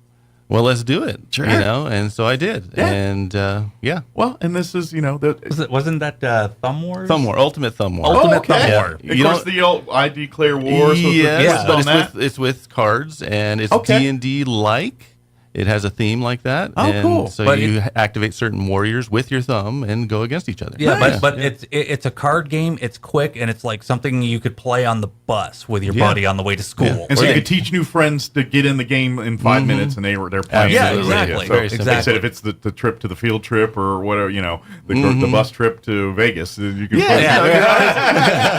Because see, and that's just it. It's a game that's not like Pokemon or Magic or anything where you have to like have everything is handheld. Sure. All the cards are handheld, and it's real quick. And it sounds like it's a type of game that would attract all walks of life, where children, people that literally like to play solitaire, with their cards. Yeah, you know exactly. what I mean? And there are still a few that actually play with cards. Not many. But my grandmother was one of the ones that that's on a computer we still now. have a lot of people out there playing, older games, chess. We got a community here. Well, we have a mahjong. Chess is a game here, that's always been like it's easy to learn, a lifetime to master. So it's yeah, for sure. Certain games like that just have that. Once they hook you in, you're kind of and then you carry other aspects of your life into what you're learning through chess and things, and a lot of games are like that. Yeah. Little jump back there. We were talking about Frost Giant. What he's doing is opening a library, and it's going to have old games. Okay. It'll have games, And you could go in and with check them out, kind of thing. Check it out and play it at an empty table there. Yeah, Frost and Giant so that Games might Lens bring has back been, that nostalgia. Kenny and Shadow they've been really nice to donate a game library. And I imagine for you because at the end of the day you like to eat food and live your life and things, and so you make money doing games and things. It's kind of a test market for your stuff. And it's like, oh, you love this game? I just happen to invent it. Here's a copy of it right here. Yeah. But at the same time, it gets to force people to find things that maybe they didn't realize they liked. You know what I mean? It puts them out of their scope of where they look for entertainment. Mm-hmm. You know, it's kind of like for readers. You go to the library and you're like, man, I always end up in the mystery section because that's where, you know what I mean? Right. And that's why you go to the library.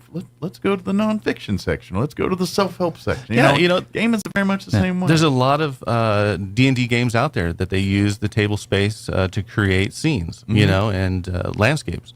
And I'm hoping that the gallery might inspire somebody that never even thought about being into that type of a game. That was something I learned as a kid, you know, when we played D&D, because I was just a player. I wasn't a dungeon master or nothing. But when you're that level of dungeon master, and when you're basically building a whole world for you, and you know and I remember, I don't know if it's still this way, but they have their graph paper and they're designing the maps and the depends on the DM. dragons. Yeah, it depends on the DM. And, you know, and some would even go. They got the figurines and created 3D, and you know, some create a whole world. Others are you know, what's also interesting. Peter, that's sitting here, he recently did a game where you draw the map. The player draws part of the map. So that's what's neat about modern games is the player's more involved in the world building as well. Well, it's it was kind of an idea that I had for a while, and basically I let them draw it, but then I had them roll dice, and then went to the mazes and areas book, and whatever they rolled, it was like, okay, here we go. This is what you're facing in this room, and they were like, wait, what? And it's like,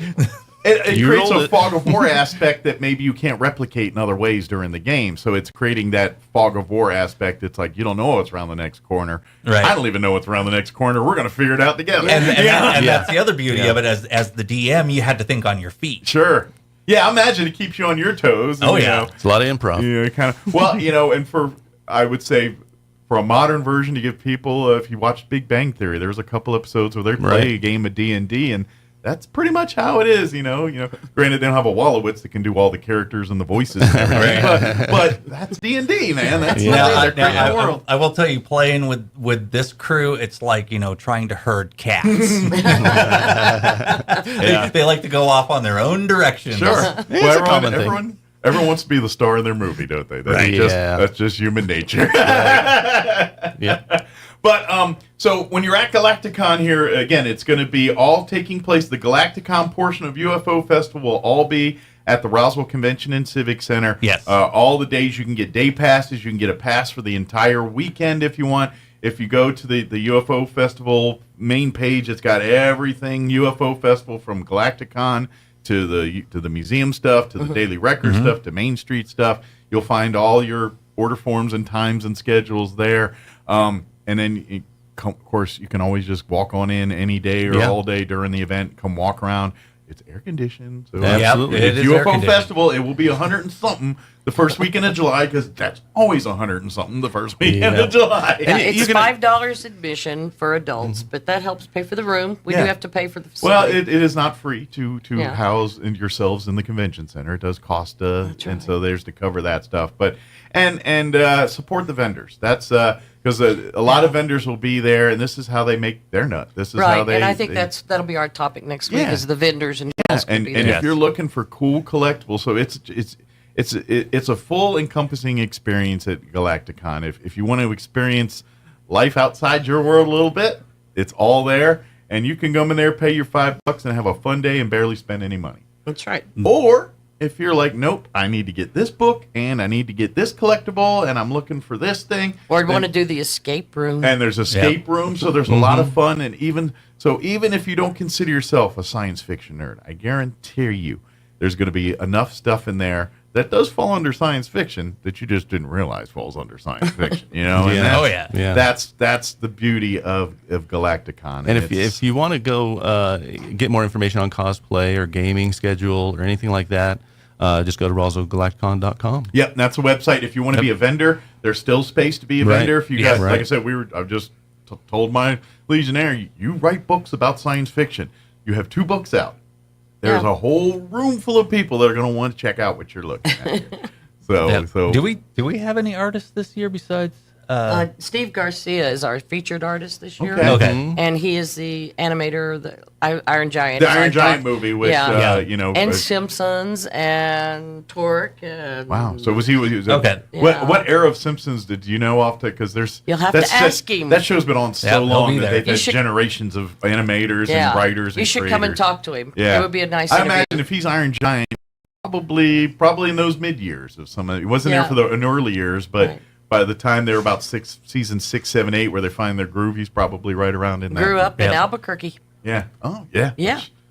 Cool. A lot of people in New Mexico, there's a lot of ties to film and creative art and things in all ways, shape, or form. We're very Yes, we are. So, and you get to and you get to meet the people that make that happen at Galacticon too. You'll see, throughout the course of the weekend, you'll meet writers, producers, cosplayers, costume designers, people that do this in the industry on a day-to-day basis.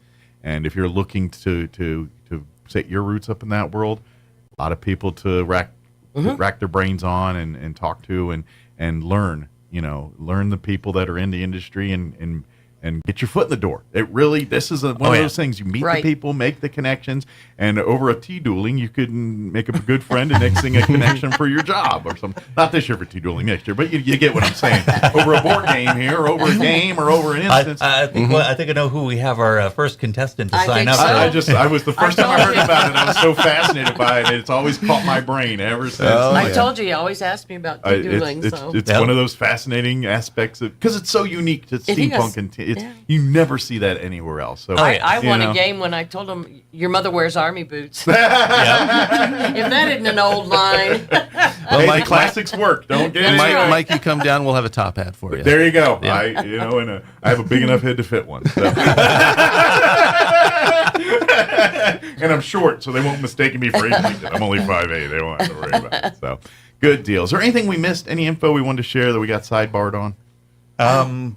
Go ahead. I mean, there's a lot going on. Go to RoswellGalacticon.com. I mean, that's the main thing if you want to get of events going on. Information. Right. Yeah. Make it part of it. Whether you make one day or all 3 days, while you're out UFO festivaling, make sure you make your way into Galacticon and see all the cool things there is to do, see, feel, touch, taste. Get wet with, we have a water park. Park. Free water park that's sponsored by the city and us. Lots of opportunities if grown kids want to do things grown kids do and you want to send the little kids off to somewhere else so you can do your grown kid things. Galacticon's got you covered. You got that right. We also have free parking. That's a bonus too, and you're centrally located. So if you want to park there and navigate up and down Main Street, that's a good place to park. And good news with the since they've added new parking lots over the years and things, there's plenty of parking in and around that. And we will have food trucks there at the convention center too. You can eat there if you need. There'll be food inside. All your needs. Don't worry, everything's covered. Excellent. Yes, the vendors appreciate that. Yeah. Well, at some point you're hungry. Yeah. All that talking. And after slaying the dragon for a couple hours, you're ready to get a burrito or a burger in your belly. So, thank you guys. I appreciate it. Thank you. We'll see you all next week. Thank you. We're getting close. June 5th through June 7th is UFO Festival. July 5th through July 7th. We missed it already? Yes, we always recap about things. July 5th through July 7th, right after 4th of July there. That Thursday, Friday, we kick off UFO Festival weekend. Get involved in all things UFO Festival. Hang out at Galacticon. Get down to Main Street. Get to the museum. Go check out the film festival. The Daily Records got going on.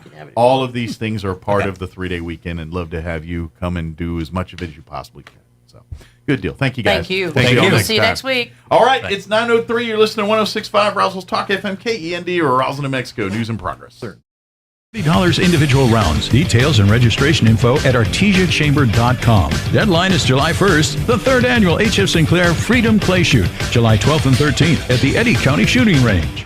Church on the Move invites the community to celebrate One Nation Under God this Saturday at Cielo Grande Park in Roswell. The celebration begins at 3 p.m., where the first 3,000 people will be treated to a festive picnic with mouth-watering brisket, sausage, and sides. Then, when the sun goes down, get ready to look up for the biggest drone show in Roswell's history, along with a bigger, better fireworks display to light up the night sky. Best of all, it's absolutely free. Celebrate America with Church on the Move and One Nation Under God this Saturday at Cielo Grande Park in Roswell. See you there. Hey, this is Jennifer from Trustmark Roofing. Every storm chaser's worst nightmare. You know storm chasers, those out-of-town roofers that descend on neighborhoods after big storms. They come in, do a crummy job, then poof, they're gone forever. Well, a few years ago, our area had a hailstorm, and right on cue, storm chasers showed up. I was driving home from work one evening and saw one talking to an elderly lady on her porch. I said, not today, buddy. I did a U-turn, pulled in the driveway, and walked right up to them. I warned the woman who they were talking to, and I chased away the storm chaser. The woman's daughter called me later and said a storm chaser ripped them off a few years ago. She thanked me for stopping this one and chose Trustmark for her roof. Trustmark Roofing. Every storm chaser's nightmare. Every homeowner's champion. Call today for your 20% off coupon for our spring and roof gutter maintenance service. 575-755-ROOF or visit TrustmarkRoofPros.com. Trustmark Roofing, we put people first. Wakefield Oil Company is a name you can rely on with full service at the pump the way it used to be. You can expect service in just 15 seconds. They offer bulk fuel and oil services and even diesel exhaust fluid. Wakefield Oil Company will deliver to farms, ranches, dairies, the oil fields, and more with dependable service you can count on. So the next time you need service or delivery, go with the name that locals have trusted since 1983. Wakefield Oil Company, 311 South Virginia in Roswell. Let them earn your business. Roswell's home for talk radio is 106.5 FM, KEND Roswell.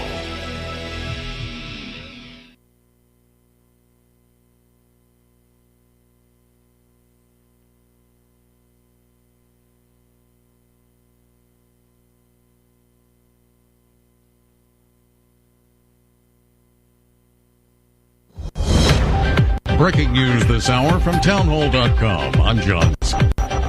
Tonight's presidential debate at 10 p.m. Eastern will be breaking new ground. White House correspondent Greg Clugston explains. When Joe Biden and Donald Trump face off this evening for 90 minutes, it will make history as the first debate between a sitting president and a former president. The debate also comes unusually early in the general election calendar,